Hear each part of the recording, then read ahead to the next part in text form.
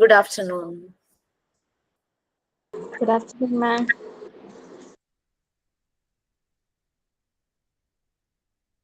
Good afternoon, ma'am. Yeah, good afternoon. We can start.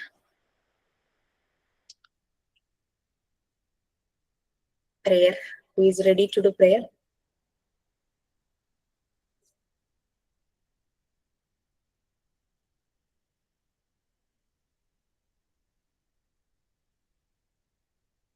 Miss ഞാൻ ചെയ്യാം, ഒരു minute, ഒരു second.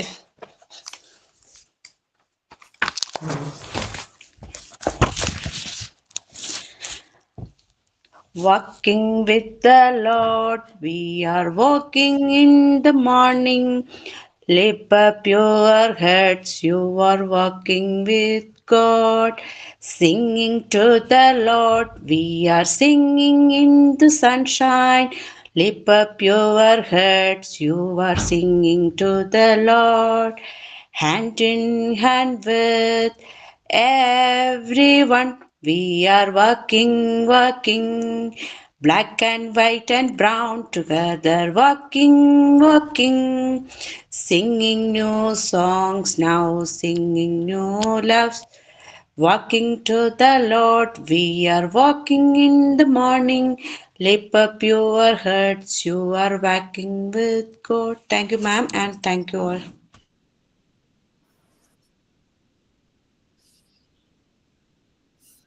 Okay, so anything else like thought for the day, sign in? വിരലിൽ എണ്ണാവുന്ന മണിക്കൂറുകളേ ഉള്ളൂ. So maximum use ചെയ്യാം opportunities. Maybe tomorrow your class will be ended up. Okay, so fine. ചിലപ്പോ എന്നാ ഒരു ഹാഫ് ആൻ അവർ കൂടെ ഉദ്ദേശിക്കുന്ന topic കഴിഞ്ഞില്ലെങ്കിൽ half an hour കൂടെ എക്സ്റ്റെൻഡ് ചെയ്യും, if my throat is okay.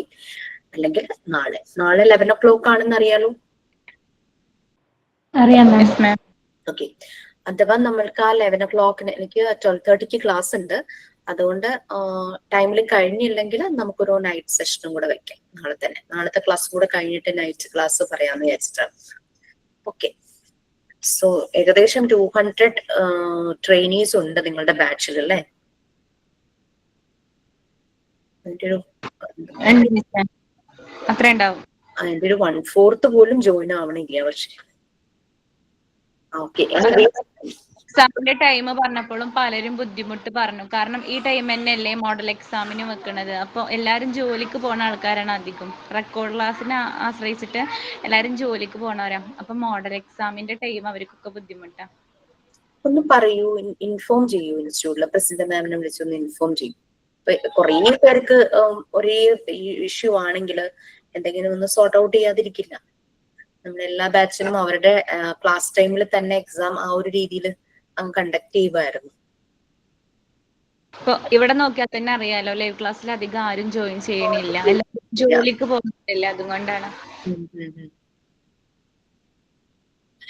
നമുക്ക് ഫസ്റ്റ് 2 batches മാത്രം, ഫസ്റ്റ് 2 അല്ല, ഫസ്റ്റ് 3 batch മാത്രമേ നൈറ്റ് ക്ലാസ് ഉണ്ടായിരുന്നുള്ളൂ. അതിൽ 2ഉം 3ഉം കൂടെ മെർജ് ചെയ്യുമായിരുന്നു. അങ്ങനെ 2 batch നൈറ്റ് ക്ലാസ് ഉണ്ടായിരുന്നുള്ളൂ. പിന്നെ നൈറ്റ് ക്ലാസ്സിന്റെ ഒരു ബുദ്ധിമുട്ട് എന്ന് പറഞ്ഞു കഴിഞ്ഞാൽ ക്ലാസ് എടുക്കാൻ ഫാക്കൽറ്റി അവൈലബിൾ ആയിരുന്നില്ല. അങ്ങനെ കുറച്ച് പ്രോബ്ലം ഉള്ളതുകൊണ്ടാണ് നൈറ്റ് ക്ലാസ് അങ്ങ് ഒഴിവായത്. സോ സ്റ്റാഫിന്റെ അവൈലബിലിറ്റി, കാരണം എല്ലാവരുടെ ഒരു പേഴ്സണൽ ടൈം ആണല്ലോ, അതാണ് ഒരു പ്രോബ്ലം വന്നത്. എന്നെ സംബന്ധിച്ച് ഞാൻ എൻ്റെ വീട്ടിലായതുകൊണ്ട് വലിയ പ്രശ്നമില്ലായിരുന്നു. പക്ഷെ നമുക്ക് പകരം ഒരാള്, നമുക്ക് പെട്ടെന്നൊരു എമർജൻസി വന്ന് ഒന്നും എടുക്കാൻ പറ്റുന്നില്ല, പകരം ഒരാള് കയറാനില്ല, അങ്ങനത്തെ ഒരു അവസ്ഥ വന്നതുകൊണ്ടാണ് ഇങ്ങനൊരു സംഭവം ആയത്. ഓക്കെ ഫൈൻ, നമുക്ക് സ്റ്റാർട്ട് ചെയ്യാം. എക്സാമിന്റെ ഇൻസ്ട്രക്ഷൻസ് ഒക്കെ നിങ്ങൾക്ക് കിട്ടിയോ? ഇല്ല മിസ്സേ. സാർ ഇന്നലെ ജയദേവ് സാറ് ക്ലാസ്സിൽ വന്നായിരുന്നു മാം കഴിഞ്ഞ ദിവസം.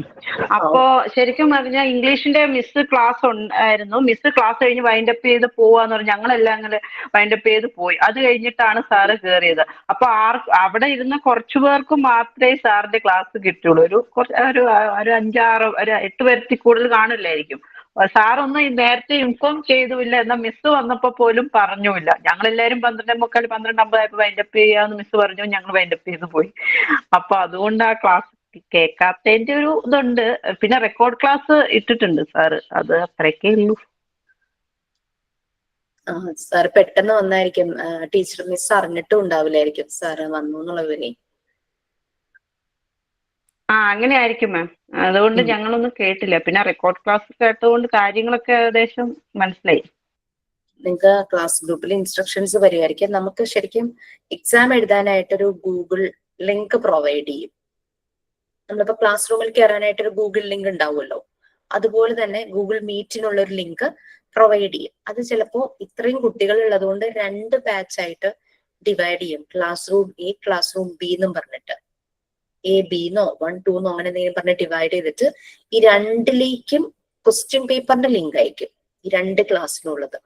ശ്രദ്ധിക്കേണ്ടത്, നിങ്ങൾക്ക് ഇപ്പൊ എ എന്നുള്ള ഗ്രൂപ്പാണ് കിട്ടിയിരുന്നെങ്കിൽ ആ എയിൽ വന്നിട്ടുള്ള ക്വസ്റ്റ്യൻ പേപ്പർ ആയിരിക്കണം നിങ്ങൾ അറ്റൻഡ് ചെയ്യേണ്ടത്. ക്വസ്റ്റ്യൻസ് എല്ലാം സെയിം തന്നെയാണ്, പക്ഷെ സബ്മിറ്റ് ആവുന്നത് ഓരോ സെഷനിലാണ്. ഇപ്പൊ ഇവിടെ ക്ലാസ് എയിൽ കയറിയിട്ട് ക്ലാസ് ബിയുടെ ക്വസ്റ്റ്യൻ പേപ്പർ ഇതാക്കുമ്പോൾ സബ്മിറ്റ് ആവുന്നത് ക്ലാസ് ബിയിലായിരിക്കും.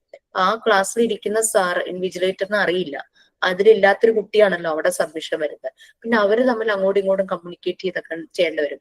അപ്പൊ അതൊക്കെ ചിലപ്പോൾ ചില ബുദ്ധിമുട്ടുണ്ട്. പ്രാക്ടിക്കലി കുറച്ച് ബുദ്ധിമുട്ടുണ്ടാവും. അപ്പൊ ശ്രദ്ധിക്കേണ്ടത്, എക്സാം എഴുതാനായിട്ട് നമുക്ക് ക്ലാസ്സിനുള്ള ഗൂഗിൾ മീറ്റ് ലിങ്ക് പോലെ ഒരു ലിങ്ക് പ്രൊവൈഡ് ചെയ്യും.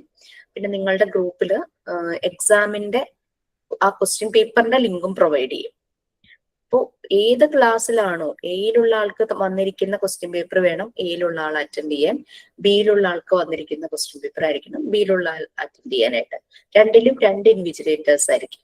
നിങ്ങൾ സബ്മിറ്റ് ചെയ്യുമ്പോൾ നിങ്ങൾ കറക്റ്റ് ക്വസ്റ്റ്യൻ പേപ്പറും ആ ക്ലാസ്സിൽ വന്ന ക്വസ്റ്റ്യൻ പേപ്പറാണ് സബ്മിറ്റ് ചെയ്തേക്കുന്നതെങ്കിൽ നിങ്ങളുടെ ഇൻവിജിലേറ്ററിന് അതിന്റെ നോട്ടിഫിക്കേഷൻ വരും.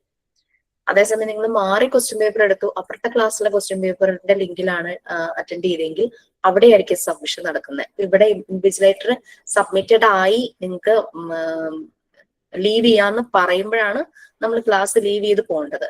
പക്ഷെ ഇവിടെ സബ്മിഷൻ കാണൂല്ല, എന്താന്നൊരു പ്രശ്നം തോന്നില്ലേ? അപ്പൊ അതൊന്ന് ശ്രദ്ധിക്കുക. നമ്മൾ ഏത് ക്ലാസ്സിലാണെന്ന് നോക്കുക. ആ ക്ലാസ്സിന് കറസ്പോണ്ടിങ് ആയിട്ട് വരുന്ന ലിങ്ക് ക്വസ്റ്റ്യൻ പേപ്പറിന്റെ ലിങ്കിലാണോ അറ്റൻഡ് ചെയ്തത്.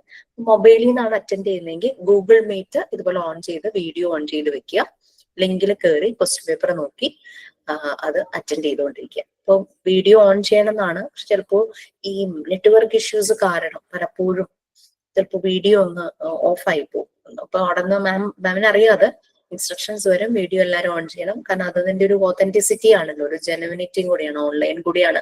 അപ്പൊ we have to true to our self. നമ്മളോട് തന്നെ നമ്മൾ ഒരു മിസ്റ്റേക്ക് കാണിച്ച് കഴിഞ്ഞു കഴിഞ്ഞാൽ മറ്റുള്ളവർ അറിയില്ലായിരിക്കും, പക്ഷെ നമ്മൾ അറിയും. അവർ കോൺസൈൻസ് അത് അറിയുമല്ലോ. അതുകൊണ്ട് true to your self. Model എക്സാമിന് മുമ്പ് നിങ്ങൾക്ക് മോക്ക് ടെസ്റ്റുകൾ എല്ലാ യൂണിറ്റിയും പ്രൊവൈഡ് ചെയ്യും. അപ്പൊ അതെല്ലാം പ്രാക്ടീസ് ചെയ്യുക. പിന്നെ 100 മാർക്സിന്റെ അതായത് 200 ക്വസ്റ്റ്യൻസ് വരുന്ന 2 ക്വസ്റ്റ്യൻ പേപ്പർ പ്രൊവൈഡ് ചെയ്യും ടേം എക്സാമിന്റെ വിത്ത് ആൻസർ കീസ്. ഇത് നല്ലപോലെ പ്രാക്ടീസ് ചെയ്യും. പിന്നെ ലാസ്റ്റ് മൊമെന്റില് ക്ലാസ് കണ്ടു തീർക്കാൻ അങ്ങനെ ഹറി ബറിയിൽ അങ്ങനെയൊന്നും ചെയ്യരുത്. മാക്സിമം ഒന്നുമില്ലെങ്കിലും അങ്ങനെ എന്തെങ്കിലും ബുദ്ധിമുട്ടുകൊണ്ട് ക്ലാസ് അറ്റൻഡ് ചെയ്യാൻ പറ്റാത്തവർക്ക് ക്ലാസ് അറ്റൻഡ് ചെയ്യുന്നവര് ഒന്ന് ബ്രീഫ് ചെയ്തൊക്കെ കൊടുക്കുവാണെങ്കിൽ നല്ലതായിരിക്കും. ഓക്കെ, ഞങ്ങൾ ചെയ്യുന്നുണ്ട് മാം. ഞങ്ങൾ ചെയ്യുന്നുണ്ട്. മാം, നമ്മളുടെ ക്വസ്റ്റ്യൻ എ ആണോ ബി ആണോ അത് നേരത്തെ തന്നെ പറയുമോ? അതെങ്ങനെയാ നമ്മൾ അറിയിപ്പ്? നിങ്ങളുടെ ഗ്രൂപ്പിൽ നിങ്ങൾക്ക് മെസ്സേജ് വരുന്ന ഒരു ഗ്രൂപ്പ് ഉണ്ടാവുമല്ലോ, വാട്സ്ആപ്പ് ഗ്രൂപ്പ് ആണോ പ്രസീത മാം ഒക്കെ ഉള്ളത്? മാം ഒരു ഗ്രൂപ്പ് ഉണ്ട്. അതില് വരും ഇൻഫർമേഷൻസ്. Okay ma'am. പിന്നെ നമുക്കിപ്പം ഇത് കഴിയുമ്പോൾ PGക്ക് വേണ്ടിയിട്ട് പ്രിപ്പയർ ചെയ്യേണ്ടതായിട്ട് വരും. അതിന്റെ ഇൻ ബിറ്റ്വീൻ വൈവ് നടക്കും. അങ്ങനെ അതൊരു ചിലപ്പോൾ ടൈറ്റ്ലി പാക്ഡ് ആയിരിക്കും. എന്നാലാണല്ലോ നമുക്ക് മെയിലിൽ തന്നെ ഇത് കംപ്ലീറ്റ് ചെയ്യാനായിട്ട് പറ്റുള്ളൂ. അപ്പൊ ജസ്റ്റ് ആ ടൈറ്റ് ഷെഡ്യൂളൊക്കെ ഒന്ന് കറക്റ്റ് ആക്കുക. എന്തെങ്കിലുമൊക്കെ കുട്ടികൾക്ക് വേണ്ടിയിട്ടും ഫാമിലിക്ക് വേണ്ടിയിട്ടും ചെയ്യേണ്ട കാര്യങ്ങളൊക്കെ ഉണ്ടെങ്കിൽ അതൊക്കെ ഒന്ന് ഷെഡ്യൂൾ ചെയ്യുക. അതോട് സപ്പോർട്ട് ആവശ്യപ്പെടുക. ഓക്കെ, ഇങ്ങനെ ഒരു കാര്യം നമ്മൾ ചിലപ്പോൾ പെട്ടെന്ന് തീർക്കാനുള്ള ഇത് വന്നപ്പോഴേക്കും from our side we will do our maximum and you have to schedule your time also. Okay. Ma'am model exam കഴിഞ്ഞിട്ടല്ലേ വൈവ? മോഡൽ എക്സാം കഴിഞ്ഞിട്ട് വൈവ അല്ല. മോഡൽ എക്സാം കഴിയുമ്പോൾ നിങ്ങളുടെ പ്രാക്ടിക്കൽ സെഷൻ കഴിഞ്ഞിട്ടേ വൈവ ഉണ്ടാവുള്ളൂ. പ്രാക്ടിക്കൽ ഓൺലൈൻ സെഷൻ ആദ്യം കഴിയും. അത് കഴിഞ്ഞ് ഇൻസ്റ്റിറ്റ്യൂട്ടിൽ ഡയറക്റ്റ് വന്നിട്ടുള്ള സെഷൻ ഉണ്ടാകും. അതും കഴിഞ്ഞിട്ടേ വൈവ ഉണ്ടാവും. Okay ma'am. അപ്പൊ മോഡൽ എക്സാം നടന്നുകൊണ്ടിരിക്കുന്നത് ഇപ്പം ആ സമയത്തായിരിക്കുമോ വൈവയും വരുന്നത്? മോഡൽ എക്സാമിന്റെ സമയത്ത് വൈവ നടക്കില്ല. പ്രാക്ടിക്കൽ സെഷൻ കഴിയാതെ വൈവ ചെയ്യില്ല. വൈവ ചെയ്യണമെങ്കിൽ പ്രാക്ടിക്കൽ സെഷൻ കഴിയണം. കാരണം വൈവയിൽ മോണ്ടിസോറി മെറ്റീരിയൽസ് റിലേറ്റഡ് ഒരു ഏരിയ ഉണ്ട്, അപ്പാരറ്റസ് എന്ന് പറഞ്ഞിട്ട്. മോണ്ടിസോറി മെറ്റീരിയൽ നിങ്ങൾ ഫെമിലറൈസ് ആവാതെ പ്രാക്ടീസ് ചെയ്യാതെ അത് എക്സ്പീരിയൻസ് ചെയ്യാതെ വൈവ ചെയ്യാൻ പറ്റില്ല. Okay ma'am. അപ്പം മോഡൽ എക്സാം കഴിയുമ്പോഴത്തേക്കും BGയുടെ എക്സാം വരും മാം? ഇതിന്റെ ഇടയ്ക്ക് കൂടെയാണോ? മെയിൻ എക്സാമിന് മുന്നേ ആണോ ഇതെല്ലാം? എക്സാം കഴിഞ്ഞിട്ടേ PGയുടെ മോഡൽ എക്സാം ആണെങ്കിലും വരുള്ളൂ. ഞാൻ ചോദിക്കുന്നത് മാം, ഡിപ്ലോമയുടെ മെയിൻ എക്സാം കഴിഞ്ഞിട്ടല്ലേ വരുള്ളൂ? മെയിൻ എക്സാം കഴിഞ്ഞിട്ട് വരാനാണ് ചാൻസ് ഉള്ളൂ. പറയണ്ടോ? വോയിസ് ബ്രേക്ക് ആവും.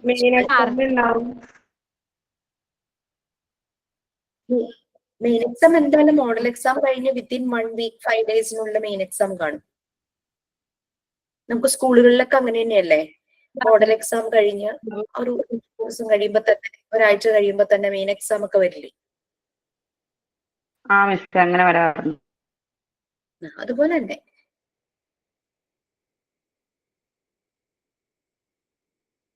അതിനെല്ലാം മറുപടി സാറിന്റെ ക്ലാസ്സിലുണ്ട്.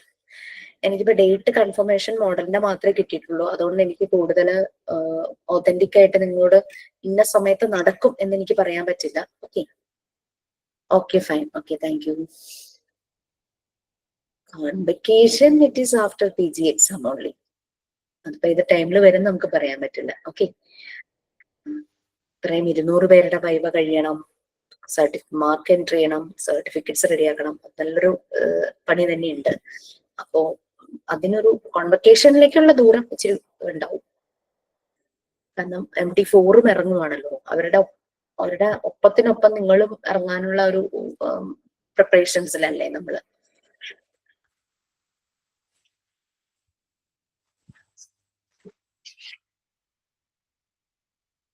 ഓക്കെ, നമ്മള് പറഞ്ഞുകൊണ്ട് വന്നത് ആ ഡെവലപ്പിംഗ് പോയിന്റ് ഓഫ് കോണ്ടാക്ട് അല്ലെ? Point of contact with the facilitator and point of contact with the environment. കുട്ടി ആ എൻവിയോൺമെന്റുമായിട്ടും ആ ഒരു കുട്ടിയുടെ ഫെസിലിറ്റേറ്റർ ആയിട്ടൊരു കണക്ഷൻ ഉണ്ടാകുന്നത്, കോണ്ടാക്ട് ഉണ്ടാകുന്നതിനെ പറ്റിയായിരുന്നു നമ്മൾ പറഞ്ഞുകൊണ്ടിരുന്നത്. അപ്പൊ ഒരു ട്രഡീഷണൽ ടീച്ചറെ പോലെ തന്നെ ആദ്യം കഥയും പാട്ടും ഒക്കെ പറഞ്ഞ് ആക്ഷൻ സോങ് ഒക്കെ ചെയ്ത് കുട്ടിയെ കയ്യിലെടുക്കുക എന്നൊരു സംഭവം ഉണ്ടല്ലോ, അത് വന്നു കഴിയുമ്പോൾ പിന്നെ whatever we are showing, whatever we are telling them, they will listen and obey. പിന്നെ ആ ഒരു ട്രാക്കിലേക്ക് അവർ വരും. ഓക്കെ, ഒരു വലിയൊരു പാരഗ്രാഫ് ഉണ്ട്, to understand how the point of contact helps development. അത് ആരെങ്കിലും ഒന്ന് റീഡ് ചെയ്യാം? നമുക്ക് എന്നിട്ട് ഡിസ്കസ് ചെയ്യാം.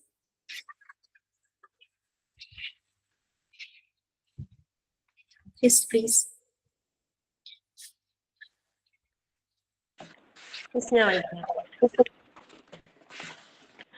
To understand how the point of contact helps development, let's look at an example.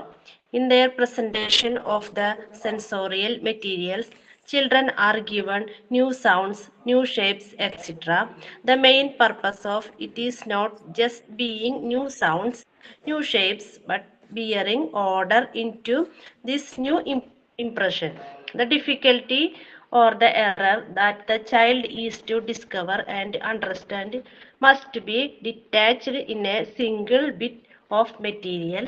For example, the long roads will present to the child only an alteration in length and not in color and design. Such isolation will help the child focus on the problem more readily. It is through this method that it leads the child to be interested in dimension and develop him to look at them in the world around him. It is important to constantly remember that it is through this point of contact, limited and exactly, but real work helps the child to assemble the mind to wonder at large. The point of contact could not be established with an entire class of children at once. It is typically an individual process and cannot be mass produced. It involves individual initiation followed by the free choice of activity. And since it is difficult to bring a class of 35 to be in a state of which they all can and do individual work quietly, individually, Montessori said that the directress might deal with the children collectively. Like an ordinary teacher as a start, she may tell them a story, play games with them, fixing the attention of the children on her.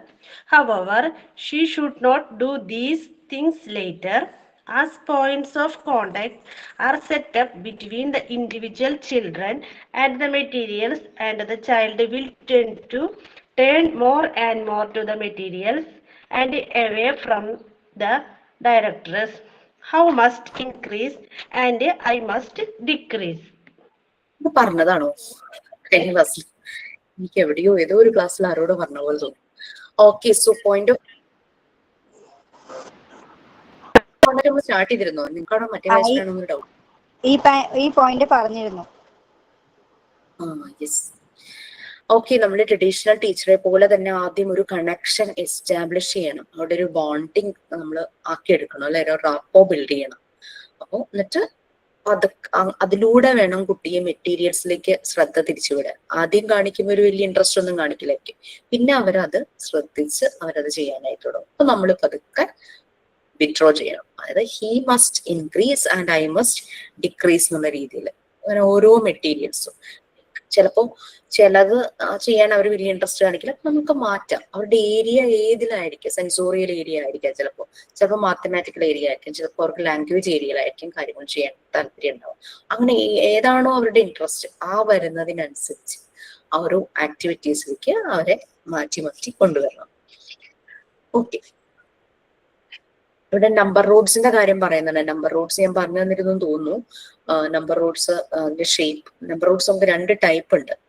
ഒന്നിന്റെ miniature version ആണ് മറ്റേത്. അതായത് ഒരെണ്ണം small number റോഡ്സും മറ്റേത് large number റോഡ്സും. രണ്ടിലുള്ള റോഡിന്റെ എണ്ണം number same തന്നെയാണ്, colours same ആണ്. റെഡ് ബ്ലൂ ആ ഒരു കോമ്പിനേഷനാണ് വരുന്നത്.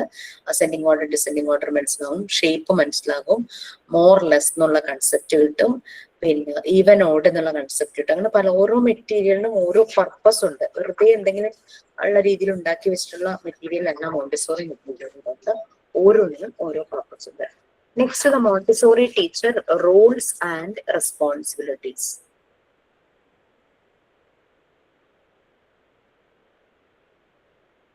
വൺസ് ഒരു റാപ്പോ ബിൽഡ് ചെയ്തു, ഒരു കണക്ഷൻ ആയി, പോയിന്റ് ഓഫ് കോണ്ടാക്ട് ഫെസിലിറ്റേറ്ററുമായിട്ടുമായി മെറ്റീരിയൽസുമായി കഴിഞ്ഞു കഴിഞ്ഞാൽ പിന്നെ ട്രഡീഷണൽ മെത്തേഡ് യൂസ് ചെയ്യരുത്. നമ്മൾ ആദ്യം ചെയ്ത പോലെ തന്നെ കഥ പറയുക അങ്ങനെയുള്ള രീതിയിൽ പിന്നീട് ആ ഒരു മെത്തേഡ് വരരുത്. കൂടുതൽ എൻഹാൻസ് ചെയ്യേണ്ടത് കുട്ടി മെറ്റീരിയലുമായിട്ട് കണക്റ്റഡ് ആയിട്ടുണ്ടെങ്കിൽ അവനെ ഫ്രീ ആയിട്ട് വിടുക, ഒബ്സർവ് ചെയ്യുക, അവൻ ആക്ടിവിറ്റി ചെയ്യട്ടെ.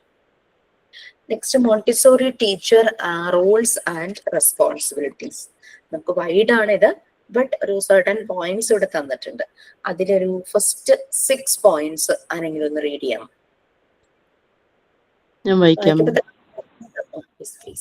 The Montessori teacher roles and responsibilities. List of elements that is to be observed in the special role of the Montessori teachers.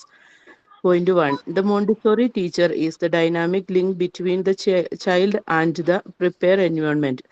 Second, she is the systematic observer of the child and an interrupter of his needs.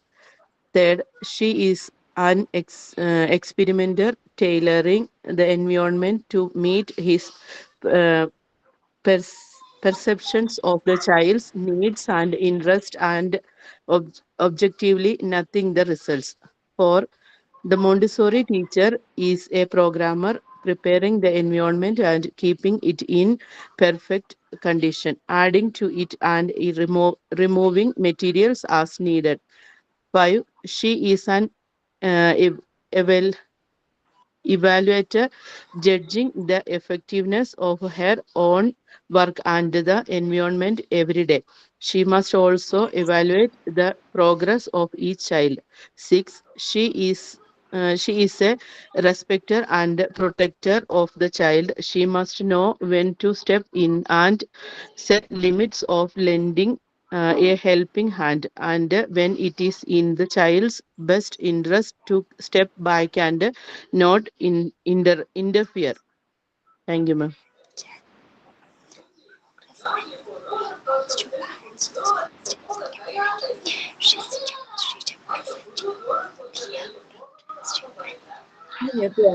പേരെന്താന്നറിയില്ല. Subi. എന്തെങ്കിലും പറയാനാണോ? ഇല്ല teacher, ഞാൻ വായിക്കുമെന്ന് ചോദിച്ചപ്പോ വായിക്കാൻ വേണ്ടി speaker on ചെയ്തതാ, അത് of ചെയ്യാൻ മറന്നുപോയതാ. Next ഞാൻ വായിക്കാം. ഓക്കെ. ഇപ്പൊ ഒന്ന് മ്യൂട്ട് ചെയ്യണേ. Okay, thank you. Montessori facilitator, teacher അല്ല, ഫെസിലിറ്റേറ്റർ തന്നെയാണ് ആപ്റ്റ്. ഒരു ഡൈനാമിക് ലിങ്ക് ആണ് between the child and the prepared environment. ഒരു ആക്റ്റീവ് ആയിട്ടുള്ള ലിങ്ക്. അവരിങ്ങനെ സ്റ്റാൻഡ് സ്റ്റിൽ ആയിട്ട് ഒബ്സർവർ ആണെന്നും പറഞ്ഞിട്ട് അനങ്ങാണ്ടിരിക്കുകയല്ല, അങ്ങനെ കല്ലുപോലെ ഇരിക്കുകയല്ല. She is very active. ഒരു ഡൈനാമിക് ലിങ്ക് തന്നെയാണ് കുട്ടി ആ പ്രിപ്പയർഡ് എൻവയോൺമെന്റുമായിട്ട്. സിസ്റ്റമാറ്റിക് ഒബ്സർവർ ആണ്, വെറുതെ നോക്കിക്കൊണ്ടിരിക്കുകയല്ല, അതിൻ്റെ ഒരു സിസ്റ്റമാറ്റിക് രീതിയുണ്ട്. കുട്ടിയുടെ പല ആക്ഷൻസും അത് ഒബ്സർവ് ചെയ്ത് കുട്ടിയുടെ പ്രോഗ്രസ് ഇവാലുവേറ്റ് ചെയ്യുന്ന ഒരു സിസ്റ്റമാറ്റിക് ആയിട്ടുള്ള ഒബ്സർവർ ആണ്. അവന്റെ നീഡ്സ് അങ്ങനെ ഒബ്സർവ് ചെയ്യുമ്പോൾ പലപ്പോഴും അവന്റെ നീഡ്സ് മനസ്സിലാക്കും. അതിന്റെ ഇന്റർപ്രറ്ററും കൂടിയാണ്.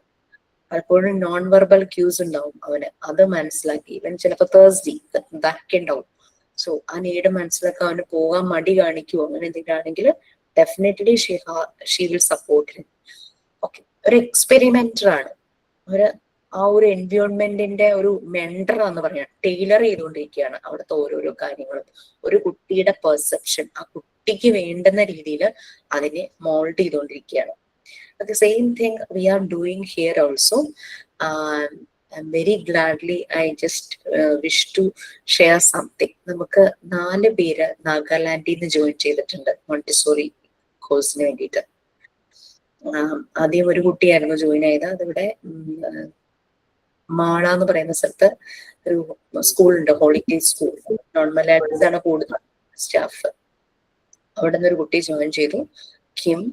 അപ്പൊ ലാംഗ്വേജ് ഇഷ്യൂ, അവരുടെ ഒഫീഷ്യൽ ലാംഗ്വേജ് ഇംഗ്ലീഷ് ആണല്ലോ. ലാംഗ്വേജ് ഇഷ്യൂ കാരണം ക്ലാസ്സസ്, റെക്കോർഡ് ക്ലാസ് അവർക്ക് മനസ്സിലാവുന്നില്ല. കാരണം നമ്മൾ മിക്സഡ് ലാംഗ്വേജിലും പ്യുവർ ഇംഗ്ലീഷിലൊന്നും അല്ലല്ലോ ക്ലാസ് എടുക്കുന്നത്. ഈവൻ ഇംഗ്ലീഷ് കാര്യങ്ങൾ പറയുന്നുണ്ടെങ്കിലും അവർക്ക് മനസ്സിലാത്ത ഒരു ലാംഗ്വേജും കൂടെ മിക്സ് ചെയ്ത് പറയുമ്പോൾ അവർക്ക് ഭയങ്കര ബുദ്ധിമുട്ടായിരിക്കും മനസ്സിലാക്കാനായിട്ട്. അപ്പം ആ കുട്ടിയുടെ ഒരു ഫ്രണ്ട് ഷോങ് ബാംഗ്ലൂർ ടീച്ചറായിട്ട് വർക്ക് ചെയ്യുന്നു പറഞ്ഞു അല്ലെ. അപ്പൊ ഇപ്പൊ അവരുടെ 2 ഫ്രണ്ട്സും കൂടെ ജോയിൻ ആയിട്ടുണ്ട്. അപ്പൊ ടോട്ടൽ ഒരു 4 പേര്. അപ്പൊ അവർക്ക് വേണ്ടി എന്ത് ചെയ്യാൻ പറ്റുന്നായിരുന്നു ഞങ്ങൾ പിന്നെ ആലോചിച്ചത്. മോണ്ടിസോറി പ്രിപ്പയർഡ് എൻവയോൺമെന്റും ആണല്ലോ. വരുന്ന കുട്ടികൾക്ക് വേണ്ടിയിട്ട് എങ്ങനെ ഈ ഒരു എൻവയോൺമെന്റിനെ മോൾഡ് ചെയ്യാം എന്നുള്ളത് നമ്മളൊരു ഡിസിഷനിൽ എത്തിയത് എന്താന്ന് വെച്ച് കഴിഞ്ഞാല്, ക്ലാസ് എൻഡ് ചെയ്യുന്നതിന് 20 years പ്രിയർ നമ്മൾ ആ ദിവസത്തെ ബ്രീഫ് ചെയ്യും, ഇംഗ്ലീഷിൽ ബ്രീഫ് ചെയ്യും. അപ്പൊ ഒരു 20 minutes അല്ലെങ്കിൽ 15 minutes റെക്കോർഡ് വീഡിയോ കണ്ടാൽ മതിയല്ലോ. പിന്നെ എല്ലാ വീക്കും ഒരു ക്ലാസ്, 1 hour ക്ലാസ് അവർക്ക് ഓൺലൈനായിട്ട് ലൈവ് ക്ലാസ് പ്രൊവൈഡ് ചെയ്യും. അവരത് ഓക്കെയാണ് അതുമായിട്ട്. അപ്പൊ ലൈവ് ക്ലാസ്സിന് വരുന്നതിന് മുമ്പ് അവരോട് സർട്ടൻ ടോപ്പിക്സ് റീഡ് ചെയ്തിട്ട് വരാൻ പറയും, എന്നിട്ട് ഡിസ്കസ് ചെയ്താൽ മതിയല്ലോ. ആ രീതിയിൽ നമ്മളിങ്ങനെ ആക്കി വെച്ചിരിക്കുന്നു. They are okay with that. ഞാൻ ചോദിച്ചു, നിങ്ങൾ രണ്ടുപേരും നല്ല ടോപ്പ് സ്കൂളുകളിലെ ടീച്ചേഴ്സാണ്, പിന്നെ എന്തിനാണ് ഈ കോഴ്സിൽ ജോയിൻ ചെയ്തതെന്ന് ചോദിച്ചു കേട്ടോ. എനിക്കൊരു ക്യൂരിയോസിറ്റി അറിയാനായിട്ട്. അപ്പൊ അവർ പറഞ്ഞു, we wish to upgrade our self. Montessori method അത് തന്നെയാണ്. Education is finding out one's self. നമ്മളെ തന്നെ മനസ്സിലാക്കാനുള്ളതാണ് മോണ്ടിസോറി മെത്തേഡ് എന്നുള്ളത്. നമ്മളുടെ സെൽഫ് അതിനെ ഡെവലപ്പ് ചെയ്യും, അതിനെ മനസ്സിലാക്കും. അവർക്കും അത് തന്നെ, ഞങ്ങൾക്ക് അപ്ഗ്രേഡഡ് ആകണം, അതിന് വേണ്ടിയിട്ടാണ് അവർ ആ കോഴ്സിന് ജോയിൻ ചെയ്തതെന്നൊക്കെ പറയും. Okay fine. Anyway it was very nice meeting with them. Last day we had a meetup in Google Meet. നല്ല രസമുണ്ടായിരുന്നു. ഓക്കെ. അപ്പൊ അവർ ഇംഗ്ലീഷിലാണ് ക്ലാസ് എങ്കിൽ അവരുടെ ഫ്രണ്ട്സ് 2-3 പേര് ജോയിൻ ആവുമെന്ന് പറഞ്ഞു. അങ്ങനെയാണ് ഇപ്പൊ 2 പേര് ജോയിൻ ചെയ്തിരിക്കുന്നത്. Hopefully we can expect more students, means more trainees. Okay. So Montessori facilitator ഒരു എക്സ്പെരിമെന്റർ ആണ്. അവർ ടൈലർ ചെയ്യുന്നു ആ ഒരു എൻവയോൺമെന്റ്, ഓരോ കുട്ടിയുടെ പെർസെപ്ഷൻ, നീഡ്സ്, വ്യൂ പോയിന്റ്, അതിനനുസരിച്ച് അതിനെ മെന്റ് ചെയ്യും. അവരുടെ ഇൻട്രസ്റ്റ്, അതിന്റെ റിസൾട്ടും കൂടെ. ചുമ്മാ കുട്ടികൾക്ക് വേണ്ടിയിട്ട് അതും ഇതും ചില പാരന്റ്സ് ഉണ്ട്, കുട്ടികൾ എന്ത് ചോദിച്ചാലും പ്രൊവൈഡ് ചെയ്യുന്നു. If it is needed then only we have to provide. അല്ലാത്തത് നമ്മൾ പ്രൊവൈഡ് ചെയ്യേണ്ട അത്യാവശ്യമുള്ളതായിരിക്കും കുറച്ചുകൂടി നല്ലത്. അത്യാവശ്യമുള്ളത് മാത്രം പ്രൊവൈഡ് ചെയ്യും. ഓക്കെ. ഇപ്പൊ റിസൾട്ട് ഉണ്ട്, നോട്ടിങ് ദ റിസൾട്ട്. ആ റിസൾട്ടിനനുസരിച്ച് ഉള്ള കാര്യങ്ങൾ. ഒരു പ്രോഗ്രാമർ ആണ്, എൻവയോൺമെന്റ് പ്രിപ്പയർ ചെയ്യുന്നു, അതിനെ പെർഫെക്റ്റ് കണ്ടീഷനിൽ കൊണ്ടുപോകുന്നു, പിന്നെ ആവശ്യമുള്ളത് ആഡ് ചെയ്യുന്നു, ആവശ്യമില്ലാത്ത റിമൂവ് ചെയ്യുന്നു. മെറ്റീരിയൽസിന്റെ കേസിൽ അവരൊരു ഇവാലുവേറ്റർ ആണ്. She's always self evaluating, self analysing, self judging. Judgement self judgement ആണ്. അതാണ് ഒരു വ്യത്യാസം. കുട്ടികളെ അല്ല, അല്ലെങ്കിൽ മറ്റുള്ളവരെ അല്ല ജഡ്ജ് ചെയ്യുന്നത്. അവരുടെ വർക്ക് കൂടുതൽ എഫക്റ്റീവ്, എഫിഷ്യന്റ് ആകാൻ വേണ്ടിയിട്ടാണ് ഈ ഒരു സെൽഫ് അനാലിസിസും ചിലപ്പോൾ സെൽഫ് ക്രിറ്റിസിസം. എത്ര പേരുണ്ടാവും അവനവനെ വിമർശിക്കുന്ന ആരെങ്കിലും ഉണ്ടോ? അത് അതുപോലെ ഹാർട്ട് പ്യൂരിഫൈഡ് ആയിട്ട് മാത്രമേ അത് ചെയ്യുള്ളൂ. So we can start that. നമുക്കും അതിന് ട്രൈ ചെയ്യാം. നമുക്ക് ആദ്യം ബുദ്ധിമുട്ടായിരിക്കും നമ്മളെ തന്നെ നമുക്ക് ക്രിട്ടിസൈസ് ചെയ്യാന്നുള്ളത്. സോ അതാണ് ഒരു മോണ്ടിസോറി ഫെസിലിറ്റേറ്റർ എന്ന് പറയുന്നത്. കുട്ടിയുടെ പ്രോഗ്രസ് ഇവാലുവേറ്റ് ചെയ്യുന്നു, ആ ഒരു പ്രോഗ്രസ് ഇവാലുവേറ്റ് ചെയ്യുന്നു. പിന്നെ കുട്ടിയെ റെസ്പെക്ട് ചെയ്യുന്നു, കുട്ടിയെ പ്രൊട്ടക്ട് ചെയ്യുന്ന ഒരാളാണ്. കാരണം ഫ്രീഡം ഫ്രം ഡേഞ്ചർ എന്നുള്ളൊരു കാര്യമുണ്ട്. നമ്മൾ കുട്ടികളെ കൊണ്ട് പലതും ചെയ്യിക്കുകയാണ്.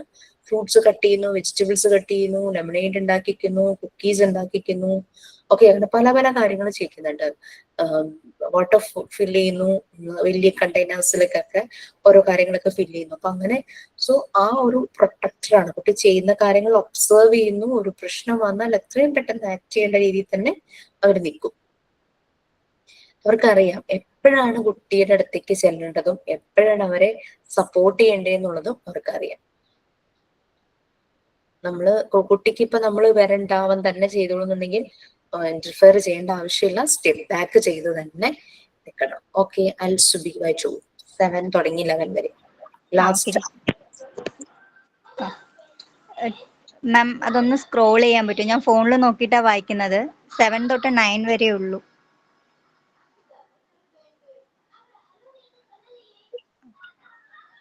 Okay. വായിച്ചോട്ടെ.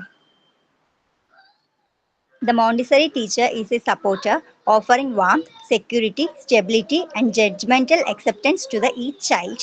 She is a facilitator of communication among the children and of the child's effort to communicate with her. She must also interpret the child's progress and her work to parents, the school staff, and the community. 9th one, she is a demonstrator presenting clear, interest, and relevant lesson to the child. Her role is to seduce the child into the spontaneous fascination with the material through her demonstration. The Montessori teacher is a consistently good example of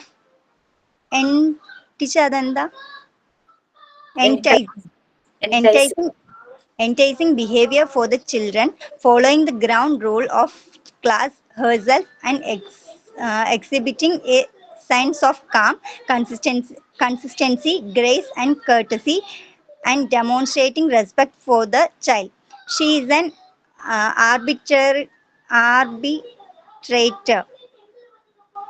അങ്ങനെയാണോ? Yes.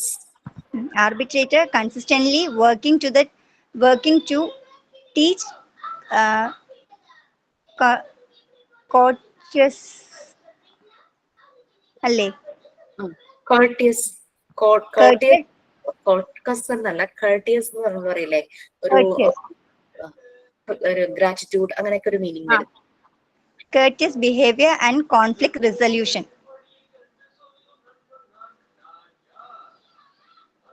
Okay, fine. So she's a supporter. എപ്പോഴും ഒരു warm, security, ഭയങ്കര love, caring, affection, അങ്ങനെ എല്ലാം provide ചെയ്യുന്ന ഒരാളാണ് ഈ Montessori facilitator എന്ന് പറയുന്നത്. പിന്നെ എന്താ പറയാ, മൂഡ് സിങ്സ് വന്ന് കുട്ടികളോട് ഓരോ കാര്യങ്ങള് പെരുമാറുക ആ രീതിയിലൊന്നുമില്ല. അവരെപ്പോഴും ഒരു സ്റ്റേബിൾ ആയിരിക്കും. ഈവൻ ദോ അവരുടെ ഉള്ളിൽ പ്രോബ്ലംസ് ഉണ്ടെങ്കിലും അത് മാനേജ് ചെയ്യാൻ അവർക്ക് പറ്റും. ആ ഒരു സ്ട്രെസ് അവർക്ക് മാനേജ് ചെയ്യാനായിട്ട് പറ്റും. അത് കുട്ടികളുടെ നേരെ കാണിക്കില്ല. അതാണ് അവരുടെ ഒരു സ്റ്റെബിലിറ്റി എന്ന് പറയുന്നത്. പിന്നെ ഓരോ കുട്ടിയെയും ആക്സെപ്റ്റ് ചെയ്യാനായിട്ട് പറ്റും. ഇപ്പൊ കുട്ടി ഇവരുടെ നേരെ എന്തെങ്കിലും ചോദിച്ചാലും പോലും ആ കുട്ടി ചിലപ്പോൾ ജഡ്ജ് ചെയ്യാം നമ്മളെ. അപ്പൊ നമുക്കത് നോൺ ജഡ്ജ്മെന്റൽ ആയിട്ട് നമുക്കത് ആക്സെപ്റ്റ് ചെയ്യാനായിട്ട് പറ്റണം. കുട്ടികളെ അവിടെ ആ ഒരു ജഡ്ജ്മെന്റൽ കാര്യങ്ങളെ ആക്സെപ്റ്റ് ചെയ്യാനായിട്ട് പറ്റണം. പിന്നെ കമ്മ്യൂണിക്കേഷൻ, ഒരു കമ്മ്യൂണിക്കേറ്റർ ആണ് അവര്. ആ ഒരു കമ്മ്യൂണിക്കേഷൻ കുട്ടിയുമായിട്ട് കമ്മ്യൂണിക്കേറ്റ് ചെയ്യണം പ്രോപ്പറായിട്ട്. കുട്ടിയുമായിട്ട് ചിലപ്പോൾ കുട്ടിക്ക് സംസാരിക്കാൻ എന്തെങ്കിലും ബുദ്ധിമുട്ടുണ്ടെങ്കിലും ആ ഒരു എഫേർട്ട് അതിനെ ഇവര് പ്രൊമോട്ട് ചെയ്യണം. ആ ഒരു ലാംഗ്വേജ് ഡെവലപ്മെന്റും എല്ലാം ആ ഏരിയയിൽ നടക്കുവാണല്ലോ. നല്ല രീതിയിൽ കമ്മ്യൂണിക്കേറ്റ് ചെയ്യണം കുട്ടികളുമായിട്ട്. കുട്ടിയുടെ പ്രോഗ്രസ് പാരന്റ്സിനെയും അതുപോലെ തന്നെ സ്കൂളിലെ ഡയറക്ടറോ ആരെങ്കിലും ഉണ്ടെങ്കിൽ സ്കൂളിലെ സ്റ്റാഫിനെ ആ പ്രോഗ്രസ് അറിയിക്കണം. നമുക്കിവിടെ എക്സാമോ ഒന്നുമില്ല, പ്രോഗ്രസ് റിപ്പോർട്ടോ അങ്ങനത്തെ കാര്യങ്ങളൊന്നും ചെയ്യാനായിട്ട്. അതിനുവേണ്ടി പ്രത്യേകം ടൂൾസ് നമുക്ക് ചെയ്യാം. അത് വെച്ചിട്ട് പാരന്റ്സിനെ എല്ലാം ഇൻഫോം ചെയ്യാം. ചെറിയ ചെറിയ ആക്ടിവിറ്റീസ് പ്രസന്റ് ചെയ്യിക്കാം, പ്രോഗ്രാംസ് ഒക്കെ കണ്ടക്ട് ചെയ്യാം. അങ്ങനെ ടു ദ കമ്മ്യൂണിറ്റി ഓൾസോ. അവരൊരു ഡെമോൺസ്ട്രേറ്റർ ആണ്. കാര്യങ്ങൾ, മെറ്റീരിയൽസ് അവർ പ്രസന്റ് ചെയ്യുന്നുണ്ട് അല്ലെ, അല്ലെങ്കിൽ പല കാര്യങ്ങളും ഒരു കുട്ടികൾക്ക് പ്രസന്റ് ചെയ്ത് കൊടുക്കുന്നു. അന്നേരം ക്ലിയർ ആയിട്ട്, ഇൻട്രസ്റ്റിംഗ് ആയിട്ട്, റെലവന്റ് ആയിട്ടുള്ള കാര്യങ്ങൾ, ഇമ്പോർട്ടന്റ് ആയിട്ടുള്ളത് മാത്രം, ആവശ്യമില്ലാത്തതൊന്നും അല്ല, അത് കുട്ടിക്ക് പ്രൊവൈഡ് ചെയ്ത് കൊടുക്കണം. കുട്ടിയെ എപ്പോഴും ട്രിഗർ ചെയ്യണം. ആ കുട്ടിയെ ഒരു എന്താ പറയാ, മെറ്റീരിയൽസ് വളരെ അട്രാക്റ്റീവ് ആയിട്ടുള്ള മെറ്റീരിയൽസ് ആണ്. ആ മെറ്റീരിയൽസിലേക്ക് കുട്ടിയുടെ അറ്റൻഷൻ കൊണ്ടുപോകാനും ആ മെറ്റീരിയൽസ് വെച്ച് കുട്ടി ആക്ടിവിറ്റി ചെയ്യിക്കാനും വേണ്ടിയിട്ട് ത്രൂ ഡെമോൺസ്ട്രേഷൻ ആണ് അത് ചെയ്യാൻ പറ്റുള്ളൂ. ഒരു ഇൻട്രസ്റ്റും ഇല്ലാതെ ഒരു മെറ്റീരിയൽ എടുത്ത് ഡെമോ ചെയ്ത് കഴിഞ്ഞാൽ കുട്ടികൾക്കും വലിയ താല്പര്യം ഉണ്ടാവില്ല. പക്ഷെ അതേസമയം വളരെ ഇൻട്രസ്റ്റോട് കൂടിയിട്ട് അതിനെ വളരെ ഇമ്പോർട്ടന്റ് ഉള്ളതാണെന്ന് മനസ്സിലാക്കുന്ന രീതിയിൽ പെട്ടെന്ന് തന്നെ ആ ഒരു സ്പോണ്ടേനിയസ് ആക്ഷൻ ഒക്കെ അവരിൽ വരുന്നു. ചിലര് കഥ പറഞ്ഞു കൊടുക്കുന്ന കണ്ടിട്ടുണ്ട്. ചിലപ്പോൾ വളരെ കോമൺ ആയിട്ട് നമ്മൾ കേട്ട് നമുക്ക് മതിയായിട്ടുള്ള കഥയായിരിക്കും. പക്ഷെ ചിലരുടെ പ്രസന്റേഷൻ നമുക്ക് കുറച്ചുകൂടി ഇൻട്രസ്റ്റ് തോന്നും ആ ഒരു സ്റ്റോറിയോട്. ആ ഒരു പ്രസന്റേഷനോടാണ് നമുക്ക് ആ ഒരു ഇൻട്രസ്റ്റ്. ആ രീതിയിൽ ആ ഡെമോൺസ്ട്രേഷൻ വളരെ ഇൻട്രസ്റ്റിംഗ്, അട്രാക്റ്റീവ് ആയിട്ട് അവർ ചെയ്യണം. പിന്നെ അവര് എപ്പോഴും കുട്ടികൾക്കൊരു നല്ലൊരു എക്സാമ്പിൾ ആയിരിക്കണം. ഒരു അട്രാക്റ്റീവ് നേച്ചർ, ഒരു എൻറ്റൈസിങ് ബിഹേവിയർ ആയിരിക്കണം. കുട്ടികളോട് ഒരു അട്രാക്റ്റീവ് ആയിട്ട് ആ ഒരു നേച്ചർ അവർ കാണിക്കണം. പിന്നെ പക്ഷെ അറ്റ് ദ സെയിം ടൈം ആ ഒരു ക്ലാസ് റൂം അല്ലെങ്കിൽ ആ ഒരു എൻവയോൺമെന്റിന്റെ ഗ്രൗണ്ട് റൂൾസ് എല്ലാം ഫോളോ ചെയ്യുക തന്നെ വേണം. കുറെ കാര്യങ്ങളുണ്ടല്ലോ, ഒബ്സർവർ ആയിരിക്കണം, ഇന്റർഫിയർ ചെയ്യരുത്, ഒരു ഡേഞ്ചർ എന്ന് തോന്നുന്ന സമയത്ത് ആ സമയത്ത് സപ്പോർട്ട് ചെയ്യണം. അങ്ങനെയുള്ള കുറച്ച് ഗ്രൗണ്ട് റൂൾസ് ഉണ്ടാവുമല്ലോ ഒരു മോണ്ടിസോറി എൻവയോൺമെന്റിൽ. അതെല്ലാം ആ സെയിം ടൈം തന്നെ ഫോളോ ചെയ്യണം. പിന്നെ സെൻസ് ഓഫ് കാം, വളരെ കാമായിട്ട്, കൺസിസ്റ്റന്റ് ആയിട്ട്, വളരെ ഗ്രേസ് ആൻഡ് കർട്സി, കുട്ടിയോട് റെസ്പെക്ട് കാണിക്കുമ്പോൾ ആ ഡെമോൺസ്ട്രേറ്റ് ചെയ്യുന്ന സമയത്ത് വളരെയധികം ഗ്രേസ് എന്ന് പറഞ്ഞു കഴിഞ്ഞാൽ ആ മൂവ്മെന്റിലൊരു എന്താ പറയാ, ഡാൻസേഴ്സിനൊക്കെ ഭയങ്കര ഗ്രേസ് ആന്ന് പറയില്ലേ, അവരുടെ ആ ഒരു മൂവ്മെന്റ് നടക്കുന്നതിനും ആ ഒരു ആക്ടിവിറ്റി ഡെമോൺസ്ട്രേറ്റ് ചെയ്യുന്ന സമയത്തും അവരുടെ ആ ഒരു അട്രാക്റ്റീവ് നേച്ചർ, അത് ആ അറ്റയർ അല്ലെങ്കിൽ അവരുടെ ആ ഒരു ഫിസിക് ഒക്കെ വളരെ നല്ല രീതിയിൽ കുട്ടിയെ സ്വാധീനിക്കണം, ഇൻഫ്ലുവൻസ് ചെയ്യണം. ആ ഒരു രീതിയിൽ വേണം, കുട്ടിയുടെ റെസ്പെക്ട് കാണിച്ചുകൊണ്ട് ആ ഒരു രീതിയിൽ വേണം ഒരു ഡെമോൺസ്ട്രേറ്റ് ചെയ്യാനായിട്ട്. പിന്നെ ഇവരൊരു എന്താ പറയുക, ഒരു ആർബിട്രേറ്റർ ആണ്. ഒരു അപ്രോപ്രിയേറ്റ് ആയിട്ട് കാര്യങ്ങൾ ചെയ്ത് എനിക്കിങ്ങനെ കോള് വന്നുകൊണ്ടിരിക്കുന്നു. പിള്ളേരുടെ തന്നെയാണ് കേട്ടോ. ഒരു എക്സാം കിട്ടിയാകുമ്പോൾ ഓരോ ഡൗട്ട്സും കാര്യങ്ങളും. അട്രാക്റ്റീവ് ആയിട്ടുള്ള പല അപ്രോപ്രിയേറ്റ് ആയിട്ടുള്ള പല കാര്യങ്ങളും കുട്ടികളെ പഠിപ്പിക്കുന്ന സമയത്താണെങ്കിൽ കുട്ടികൾക്ക് ഒരു ലെസൺ ലെസൺ അല്ല മെറ്റീരിയലിന്റെ കാര്യം ഡെമോൺസ്ട്രേറ്റ് ചെയ്ത് അതിലൂടെ ലേണിംഗ് പ്രോസസ് ആണല്ലോ നടക്കുന്നത്. അപ്പൊ എന്തോ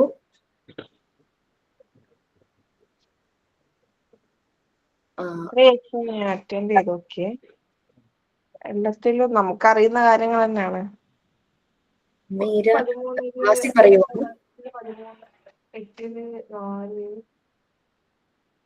മീര ഒന്ന് മ്യൂട്ട് ചെയ്യാമോ? ആർബിട്രേറ്റർ എന്ന് പറഞ്ഞു കഴിഞ്ഞാൽ അപ്രോപ്രിയേറ്റ് ആയിട്ട് കാര്യങ്ങളെ ഡീൽ ചെയ്യുന്നു. ഓക്കെ, കൺസിസ്റ്റന്റ് ആയിട്ട് കർട്ടിയസ് ബിഹേവിയർ, ആ ഒരു നമ്മുടെ കൃതജ്ഞത, ഗ്രാറ്റിറ്റ്യൂഡ്, ഗിവിംഗ് എന്നൊക്കെ പറയില്ലേ, അതുപോലെ. പിന്നെ മീര ഒന്ന് മ്യൂട്ട് ചെയ്യാമോ? മീര അശോക്,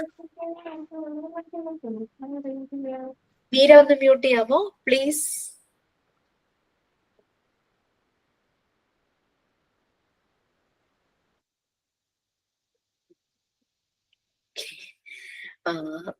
എന്താ പറയാ, കർട്ടിയസ് ആയിട്ടുള്ള ഒരു ബിഹേവിയർ, ഒരു ഗ്രാറ്റിറ്റ്യൂഡ്, ഓൾവേസ് റെസ്പെക്ടിങ്, ആ ഒരു രീതിയിലുള്ള ഒരു ബിഹേവിയർ ആയിരിക്കണം. അപ്രോപ്രിയേറ്റ് ആയിട്ടുള്ള കാര്യങ്ങളായിരിക്കണം ഇവർ ഷെയർ ചെയ്യേണ്ടത്.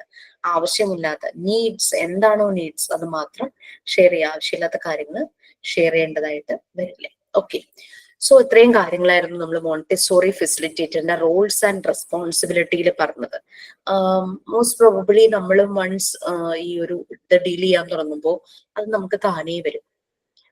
ചില കാര്യങ്ങൾ നമ്മളുടെ ഉള്ളിൽ തന്നെ ഉണ്ട്, അതൊന്ന് പുറത്തേക്ക് വരേണ്ട ആവശ്യമുള്ളൂ. ബാക്കിയെല്ലാം നമ്മൾ അറിയാതെ തന്നെ വരും. കാരണം കൊച്ചു കുട്ടികളാണല്ലോ. പലരും ടീച്ചിങ് പ്രാക്ടീസിന് പോയ കാര്യങ്ങൾ ഷെയർ ചെയ്തപ്പോൾ ഈവൻ ദോ മോണ്ടിസോറി മെത്തേഡ് അറിയുന്നതിന് മുമ്പ് ടീച്ചിങ് പ്രാക്ടീസിന് പോയവരുണ്ട്, മോണ്ടിസോറി മെത്തേഡ് അറിഞ്ഞതിന് ശേഷം ടീച്ചിങ് പ്രാക്ടീസിന് പോയവരുണ്ട്. അപ്പൊ മോണ്ടിസോറി മെത്തേഡിന് ശേഷം ടീച്ചിങ് പ്രാക്ടീസിന് പോയപ്പോൾ ആ ഒരു ഡിഫറൻസ് അവർക്ക് നല്ലപോലെ മനസ്സിലായി എന്നൊക്കെ പറഞ്ഞു.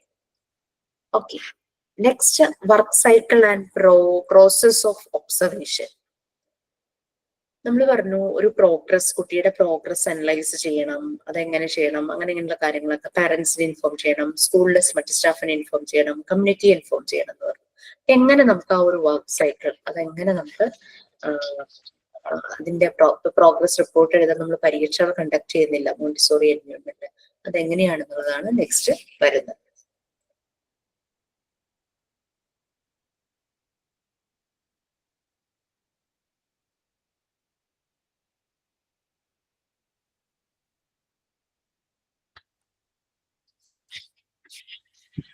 ഓക്കെ, ആരാ റീഡ് ചെയ്യുക? ഫസ്റ്റ് 2 പാരഗ്രാഫ്സ്, 2 അല്ല 3 പാരഗ്രാഫ്സ്. ഞാൻ വായിക്കാം മിസ്സേ. Work cycle and process of observation. A college of Montessori once said that Montessori looked at children much as naturalists would look at bees. Montessori maintained throughout her life that her most important donation was the true discovery of the child. Our aim as a Montessori directress is to improve the whole personality of the child through motor, sensory and intellectual activity.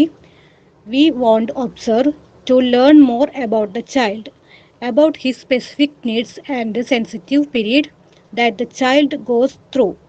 This would empower us to help and direct him so that he is able to fulfill his full potential. The directress does not have a need for words of energy or severity, but she must able to make frugal observation to assist a child by going up to him or withdrawing from him and not interacting with him when we are doing the observation. മതി മിസ്സേ. Next പാരഗ്രാഫും കൂടെ ഒന്ന് വായിക്കേ. By observing him, we see what inspires him and where his interest lies. We learn to understand his emotion and feeling and why he behaves as such. The directors observe much. She is but mentally active in her observation. It is very important to stand back away from the child and not to permit the child to rely on the directors but to become an independent individual person. Thank you, Miss. Maria മോണ്ടിസോറിയുടെ colleague ഒരിക്കല് Maria Montessori പറഞ്ഞു, Montessori കുട്ടികളെ ഒരു പ്രകൃതി സ്നേഹി naturalist, അവര് ഈ ചെറിയ തേനീച്ചകളെ മൈന്യൂട്ടായ കാര്യങ്ങൾ വളരെ സൂക്ഷിച്ചു നോക്കുമല്ലോ. ഈ പ്രത്യേകിച്ചും ഫോട്ടോഗ്രാഫേഴ്സ്, അങ്ങനെ ഇതുപോലെ നേച്ചറിന്റെ ബ്യൂട്ടി ഒപ്പിയെടുക്കുന്ന ഫോട്ടോഗ്രാഫേഴ്സ് ഒക്കെ അവർ ഭയങ്കര ഒബ്സർവേഷൻ ആണല്ലോ. അതുപോലെ ഒരു നാച്ചുറലിസ്റ്റ് ബീസ് ഈ തേനീച്ചകളെ നോക്കുന്ന പോലെയാണ് മോണ്ടിസോറി കുട്ടികളെ നോക്കുന്നത്. അതാണ് അവരുടെ ലൈഫ് മുഴുവൻ അവർക്ക് ആ ഒരു കുട്ടികളെ ഭയങ്കരമായിട്ട് അവർ ഒബ്സർവ് ചെയ്ത് അവരുടെ ആക്ഷൻസ് അനലൈസ് ചെയ്ത് അവരുടെ ഒരു ഡൊണേഷൻ ആയിരുന്നു. നമുക്കൊക്കെ തന്ന ഒരു ബ്ലെസ്സിങ്, ഒരു ഡൊണേഷൻ ആയിരുന്നു. Discovery of the child I have എഴുതിയ ബുക്കാണ്. മറിയ മോണ്ടിസോറി എഴുതിയൊരു ബുക്കാണ് the discovery of the child. കുറേ കാര്യങ്ങളുണ്ട് കുട്ടികളെ കുറിച്ച് അവർ ഒബ്സർവ് ചെയ്തതും. ഇതിലെ പലതും നമ്മളുടെ ടോപ്പിക്കിലൂടെ കടന്നു പോകുന്നു. കണ്ട പല കാര്യങ്ങളും, പ്രാക്ടിക്കൽ ലൈഫിൽ അവർ ചെയ്ത എക്സസൈസ്, പിന്നെ മീൽസ് സെർവ് ചെയ്യാനായിട്ടുള്ള പ്രിപ്പറേഷൻസ്, നേച്ചർ സ്റ്റഡി, പിന്നെ പല മെറ്റൽ കൊണ്ടുണ്ടാക്കിയ പല സാധനങ്ങളും, ബ്രാസ് ഒക്കെ കൊണ്ടുള്ളത് പോളിഷ് ചെയ്യുന്നത്, ബട്ടണിങ് ഫ്രെയിംസ്, പിന്നെ ഒരു ലൈൻ വരച്ചിട്ട് അതിലൂടെ വാക്ക് ചെയ്യുന്നത്, ഇതൊക്കെ ചെയ്ത അവർ ചെയ്തൊരു ആക്ടിവിറ്റീസ് ആണ്. ഓക്കെ. പിന്നെ മോണ്ടിസോറി മെറ്റീരിയൽസ് ഓരോന്നും കുട്ടികൾക്ക് കൊടുത്തപ്പോ ഉണ്ടായ അതിന്റെ പല കാര്യങ്ങളും ഇതെല്ലാമാണ് അവരുടെ ഈ ബുക്കിൽ വന്നിരിക്കുന്നത്. കുട്ടികൾ ഓരോന്നും എങ്ങനെയാണ് ചെയ്തത്, അതുമൂലം അവരിൽ എന്തെല്ലാം ചേഞ്ചസ് ആണ് വന്നത്, അങ്ങനെ കുറെ കാര്യങ്ങളായിരുന്നു ദ ഡിസ്കവറി ഓഫ് ചൈൽഡ് എന്നുള്ള ഇതിൽ വന്നത്. ഇതിന്റെ ഞാൻ അന്ന് വാങ്ങുമ്പോൾ 325 രൂപയായിരുന്നു കേട്ടോ. ഞാൻ ഓൺലൈനായിട്ടാണ് വാങ്ങിയത്. സോണിന്നാണ് എൻ്റെ ഒരു ഓർമ്മ. ഞാൻ വാങ്ങിച്ചതൊരു 2017 ആയിരുന്നില്ല, ആ ഒരു സമയത്താണ് വാങ്ങിച്ചത്. ഓക്കെ. ഞങ്ങൾക്കൊരു ആക്ടിവിറ്റി ഉണ്ടായിരുന്നു മറിയ മോണ്ടിസോറിയുടെ ഈ ഒരു ബുക്ക് വായിച്ച് ഒബ്സർവേഷൻസ് അനലൈസ് ചെയ്യാനായിട്ട്. ഞാൻ വാങ്ങിച്ചിട്ട് ക്ലാസ്സിൽ കൊണ്ടുപോയി ഞങ്ങൾ എല്ലാവരും കൂടെ വട്ടത്തിലിരുന്ന് വായിച്ച് ഞങ്ങൾ തമ്മിൽ ഡിസ്കസ് ചെയ്യുമായിരുന്നു. ഓക്കെ. പേരൊക്കെ തന്നെയാണോന്ന് അറിയില്ല. ഒന്ന് മ്യൂട്ട് ചെയ്യാമോ? സെബാസ്റ്റ്യൻ തുരുത്തി, ഒന്ന് മ്യൂട്ട് ചെയ്യാമോ പ്ലീസ്? പുതിയ പുതിയ ബാച്ചുകളിലായി പ്രശ്നം കൂടുതൽ. നിങ്ങൾ കഴിയാറായപ്പോഴാണോ? Okay okay fine. സോ അങ്ങനെ മറിയ മോണ്ടിസോറിയുടെ ഒരു ഒബ്സർവേഷൻ, അതിന്റെ ഭാഗമായിട്ട് ശരിക്കും എന്താ പറയാ ഉണ്ടായ ഒരു ബുക്കാണ് ഡിസ്കവറി ഓഫ് ദ ചൈൽഡ്. നമ്മളുടെ ഉദ്ദേശം എന്താ? കുട്ടിയുടെ പേഴ്സണാലിറ്റി ഡെവലപ്മെന്റ്. അത് ചെറിയ പ്രായത്തിൽ തന്നെ തുടങ്ങുന്നു. അത് നല്ല രീതിയിൽ ഇംപ്രൂവ് ചെയ്യിക്കുക അവരുടെ whole personality in all areas. അതായത് മോട്ടർ, അവരുടെ മൂവ്മെന്റ്, അവരുടെ സെൻസറി ആക്ഷൻസ്, അവരുടെ സെൻസസ് യൂസ് ചെയ്തിട്ടുള്ള ആ ഡെവലപ്മെന്റ്, അവരുടെ intellectual activity, imagination and creativity, അങ്ങനെ എല്ലാ ഏരിയയിലും കുട്ടിയുടെ പേഴ്സണാലിറ്റി ഡെവലപ്പ് ചെയ്യുക എന്നുള്ളതാണ്. നമ്മൾ ഒബ്സർവ് ചെയ്യുക, കൂടുതലായിട്ട് മനസ്സിലാക്കുക, കുട്ടിയുടെ നീഡ്സ് മനസ്സിലാക്കുക. ആ സെൻസിറ്റീവ് പീരീഡ് ആണ് ആ കുട്ടി കടന്നു പോകുന്നത്. പിന്നെ അവനെ ഹെൽപ്പ് ചെയ്യാൻ, ഡയറക്റ്റ് ചെയ്യാം, അവന്റെ ഫുൾ പൊട്ടൻഷ്യൽ പുറത്തേക്ക് വരാനായിട്ടാണ്. അവന്റെ ആക്ടിവിറ്റി ചെയ്യാനല്ല, അവന്റെ ഉള്ളിലുള്ളതിനെ ട്രിഗർ ചെയ്ത് പുറത്തു കൊണ്ടുവന്ന് ആ എനർജി അവൻ യൂസ് ചെയ്യാൻ വേണ്ടിയിട്ട്. പിന്നെ മോണ്ടിസോറി എൻവയോൺമെന്റ് ഡയറക്ടേഴ്സ് അവരൊരു എന്താ പറയാ, കുട്ടികളുടെ എനർജീനെ നമ്മൾ പറഞ്ഞല്ലോ, റിവാർഡ്സ് ഇല്ല, അപ്രൈസൽ ഇല്ല, പണിഷ്മെന്റ് ഇല്ല. അതുകൊണ്ട് സിവിയറിറ്റി, ബാഡ്നെസ്, അങ്ങനെ സിവിയർ ആയിട്ടൊരു കാര്യങ്ങളും പറയേണ്ട ആവശ്യമില്ല. പക്ഷേ എപ്പോഴും നല്ല രീതിയിൽ തന്നെ ഒബ്സർവ് ചെയ്യണം, കുട്ടിയെ അസിസ്റ്റ് ചെയ്യണം. ഏതെങ്കിലും ഒരു സമയത്ത് നീഡഡ് ആണെങ്കിൽ, ആവശ്യമില്ലാത്തപ്പം അവനിൽ നിന്നും വിഡ്രോ ചെയ്ത് മാറി നിൽക്കണം. അവനുമായിട്ട് ഇന്ററാക്ട് ചെയ്യരുത് നമ്മൾ ഒബ്സർവ് ചെയ്യുന്ന സമയത്ത്. ഒബ്സർവ് ചെയ്യുന്ന സമയത്ത് അവനെ ഇൻസ്പയർ ചെയ്യുന്നത് എന്തെല്ലാമാണെന്ന് നമ്മൾ മനസ്സിലാക്കണം. അവന്റെ ഇൻട്രസ്റ്റ് എവിടെയാണെന്ന് മനസ്സിലാക്കണം. അവന്റെ ഇമോഷൻസും ഫീലിങ്സും അവൻ എന്തെങ്കിലും ഒരു ബിഹേവിയർ കാണിക്കുമ്പോൾ ആ ഒരു സച്ച് ബിഹേവിയറിന് എന്ത് ഇമോഷൻസ് ഫീലിങ്സ് കൊണ്ടാണ് അവൻ അങ്ങനെ പെരുമാറുന്നത്, അങ്ങനെ ഒബ്സർവ് ചെയ്ത് ആ നമ്മളുടെ ഒബ്സർവേഷൻ കറക്റ്റ് ആയാൽ മാത്രമാണ് നമുക്ക് കുട്ടിയെ ഇനിയുള്ള കാര്യത്തിൽ എന്താണ് ചെയ്യേണ്ടതെന്ന് മനസ്സിലാവുള്ളൂ. നമ്മളെ ഡിപ്പെൻഡ് ചെയ്യാതിരിക്കാനായിട്ട് ശ്രമിക്കണം. Not to permit child to rely on the directors. ഒരു ഡിപ്പെൻഡൻസി വരരുത്. പക്ഷെ അവൻ ഇൻഡിപെൻഡന്റ് ആയിട്ട് ഇൻഡിവിജ്വൽ പേഴ്സൺ ആയിട്ട് കാര്യങ്ങൾ ചെയ്യും. ഓക്കെ, പക്ഷെ അവനെ പ്രൊമോട്ട് ചെയ്യേണ്ടതും ട്രിഗർ ചെയ്യേണ്ടതും നമ്മുടെ റോൾ തന്നെയാണ്. ഓക്കെ, നെക്സ്റ്റ് 2 പാരഗ്രാഫ്സ് ആരെങ്കിലും വായിക്കാമോ?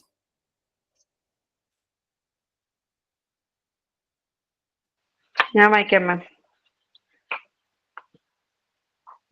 One way to make close observation of the child is to have daily and constant work cycle chart over a reasonable length of time, say about 6 months to a year. We should try to work on a 3-hour work cycle and refrain from interrupting the child. It is important not to stop the child every hour to change the activity, as this might interrupt his momentum, traits of thoughts and disturb him when he is at his optimum work time. The child should be left to himself when he is undergoing false fatigue.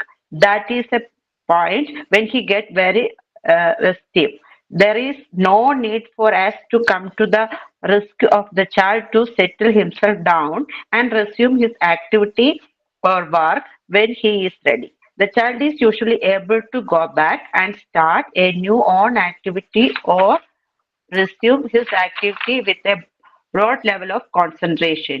When he is able to do this, we say he is normalized. Thank you, ma'am.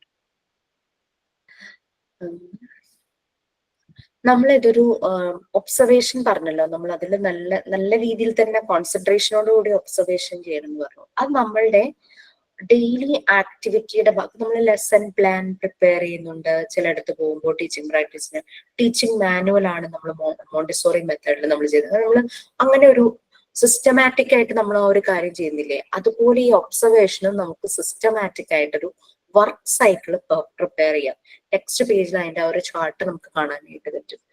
ഒരു reasonable പറയുവാണെങ്കിൽ ഒരു കുട്ടി എത്ര നേരം ഒരു activity ചെയ്യുന്നു, എത്ര പ്രാവശ്യം റിപ്പീറ്റ് ചെയ്യുന്നു, അവന്റെ കൺട്രോൾ ഓഫ് എറർ എപ്പോഴാണ് അവൻ ഫൈൻഡ് ഔട്ട് ചെയ്തത്, ഫസ്റ്റ് അറ്റംപ്റ്റിൽ തന്നെ അത് ശരിയായോ, അതോ എത്രാമത്തെ അറ്റംപ്റ്റിലാണ് ശരിയായത്, എത്ര പ്രാവശ്യം ശരിയായതിനു ശേഷം അവനത് റിപ്പീറ്റ് ചെയ്തു, പിറ്റേ ദിവസം വന്നിട്ട് അത് ചെയ്തു. അങ്ങനെയുള്ള കുറേ കാര്യങ്ങൾ നമ്മൾ എൻട്രി ചെയ്യും. നമ്മുടെ ഒബ്സർവേഷൻ നമ്മളത് കാരണം വെറുതെ ഒബ്സർവ് ചെയ്തിട്ട് അതിനെവിടെയും നമ്മൾ നോട്ട് ചെയ്യാതിരുന്നു കഴിഞ്ഞാൽ നമുക്ക് അതിനെ ഒന്ന് അനലൈസ് ചെയ്യാൻ പറ്റില്ലല്ലോ, ഇവാലുവേറ്റ് ചെയ്യാൻ പറ്റില്ലല്ലോ. കുട്ടിയുടെ പ്രോഗ്രസ് മനസ്സിലാക്കണമെങ്കിൽ നമ്മൾ ഇതെല്ലാം നോട്ട് ഡൗൺ ചെയ്യാം. ഓക്കെ, അങ്ങനെ ഓരോ കാര്യങ്ങളും ഓരോ ഏജിലുള്ള കുട്ടികൾ അങ്ങനെ ഓരോന്നും നമുക്ക് ചെയ്യാനായിട്ട് പറ്റും. ഇപ്പൊ നമുക്ക് തോന്നുവാണ് ഒരു ആക്ടിവിറ്റി ചെയ്തുകൊണ്ടിരിക്കുന്നു, കുറേ മണിക്കൂറുകളായി ചെയ്യുന്നു, അത് സ്റ്റോപ്പ് ചെയ്യേണ്ടതാണെന്നുണ്ടെങ്കിൽ നമുക്ക് ഇന്റർവീൻ ചെയ്യാനായിട്ട് ചെയ്യാം. അത് ഇന്ററപ്റ്റ് ചെയ്യും. അങ്ങനെ പക്ഷെ ഡിസ്റ്റർബ് ചെയ്യുന്ന രീതിയിലല്ല, അവനെ ഡീവിയേറ്റ് ചെയ്ത് വേറെ ആക്ടിവിറ്റിയിലേക്കോ ആ രീതിയിൽ എടുക്കാം. അല്ലെങ്കിൽ ചുമ്മാ അത് തന്നെ ഇങ്ങനെ കണ്ടിന്യൂസ് ചെയ്തുകൊണ്ടിരിക്കുന്ന ആ ഒരു ഇതിൽ നിന്ന് അവനെ മാറ്റി വേറെ ഒന്നിലേക്ക് വെക്കാം.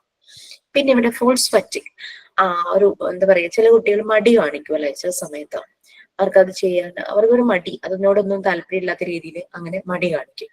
അപ്പൊ അങ്ങനെയുള്ള സമയത്ത് നമുക്ക് അവനെ എന്താ പറയാ, അവനെ അങ്ങനെ സപ്പോർട്ട് ചെയ്യേണ്ട ആവശ്യമില്ല. അവൻ എന്താ ചിലപ്പോൾ ചില കുട്ടികൾ അവിടെ തന്നെ ഇങ്ങനെ കിടക്കുന്ന കാണാം. മോണ്ടിസോറി എൻവയോൺമെന്റ് ചിലപ്പോൾ കാണുന്ന കാഴ്ചയാണ് കേട്ടോ. അപ്പൊ ശരിക്കും നമ്മൾ ചെയ്യണമെന്ന് വെച്ച് കഴിഞ്ഞാല് അവൻ റെഡി ആകുമ്പോൾ അവനെ ആക്ടിവിറ്റി ചെയ്യിക്കുക. അവൻ ഡീവിയേറ്റഡ് ആണ്. അങ്ങനെ ഫോൾസ് ഫറ്റിഗ് വരുന്നത് അങ്ങനെ ഒരു മടി, ഒരു അലസത എന്ന് നമ്മൾ പറയില്ല, ആ ഒരു ഇത് കാണിക്കുന്നത്. അപ്പൊ ഡീവിയേറ്റഡ് ആയിട്ടുള്ള കുട്ടികളാണ് അവനെ ആക്ട് ചെയ്തത്.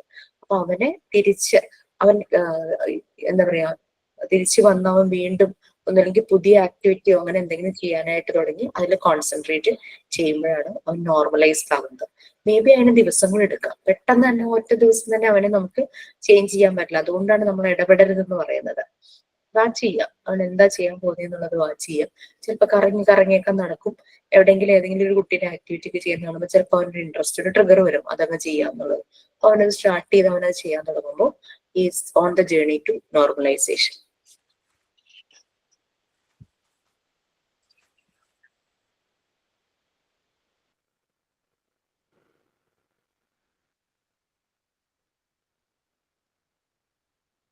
നമ്മൾ ആ വർക്ക് സൈക്കിളിന് ഒരു ടേബിൾ അല്ലെങ്കിൽ അതിനൊരു സിസ്റ്റമാറ്റിക് ആയിട്ട് ചെയ്യുന്നു പറഞ്ഞല്ലോ, അതിന്റെ പിക്ചേഴ്സ് ആണ് ഈ കൊടുത്തിരിക്കുന്നത്. ഓക്കെ, നിങ്ങൾക്ക് നോക്കിക്കഴിഞ്ഞാൽ കാണാം ഇങ്ങനെ നമ്പർ 1 തുടങ്ങിയിട്ട് നമ്പർ 6 വരെ എത്തിയിട്ടുണ്ട്. ഫസ്റ്റ് ഇതില് കോൺസെൻട്രേഷൻ ലെവൽ 3 എന്ന് കാണും. ആരുടെയോ ഓഡിയോ ഓൺ ആണോ, അത് എന്റെ തന്നെ എക്കോ വരുവാണോ? കോൺസെൻട്രേഷൻ ലെവൽ 3 എന്ന് കാണാം. ഇതെന്ന് പറഞ്ഞു കഴിഞ്ഞാല് കുട്ടി ഡീപ്പസ്റ്റ് കോൺസെൻട്രേഷനിലായിരിക്കും. ഒന്നും അവനെ ഡിസ്ട്രാക്ട് ചെയ്യില്ല. ഈവൻ സൈഡിലൂടെ ഒരാൾ പോയാലോ ശബ്ദം കേട്ടാലോ ഒന്നും ഇവനെ ഡിസ്ട്രാക്ട് ചെയ്യില്ല. ഭയങ്കര പവർ ഓഫ് അറ്റൻഷൻ വളരെ കൂടുതലാണ്. ഭയങ്കര കോൺസെൻട്രേഷനിൽ നിന്ന് ആ ആക്ടിവിറ്റി തന്നെ ചെയ്തുകൊണ്ടിരിക്കുക. നെക്സ്റ്റ് കോൺസെൻട്രേഷൻ ലെവൽ നമുക്ക് മാർക്ക് ചെയ്യാം. കോൺസെൻട്രേഷൻ ലെവൽ 3 കുട്ടികളെ അങ്ങനെ മാർക്ക് ചെയ്യാം. കോൺസെൻട്രേഷൻ ലെവൽ 2 അതെന്ന് പറയുന്നത് ഡീപ്പ് ഇൻ കോൺസെൻട്രേഷനിലാണ്. പക്ഷെ എന്തോ ശബ്ദം കേൾക്കുന്നു, അത് അക്നോളജ് ചെയ്യും, തലയൊന്ന് പൊക്കി അത് അങ്ങോട്ട് ശ്രദ്ധിക്കുന്നു. ബട്ട്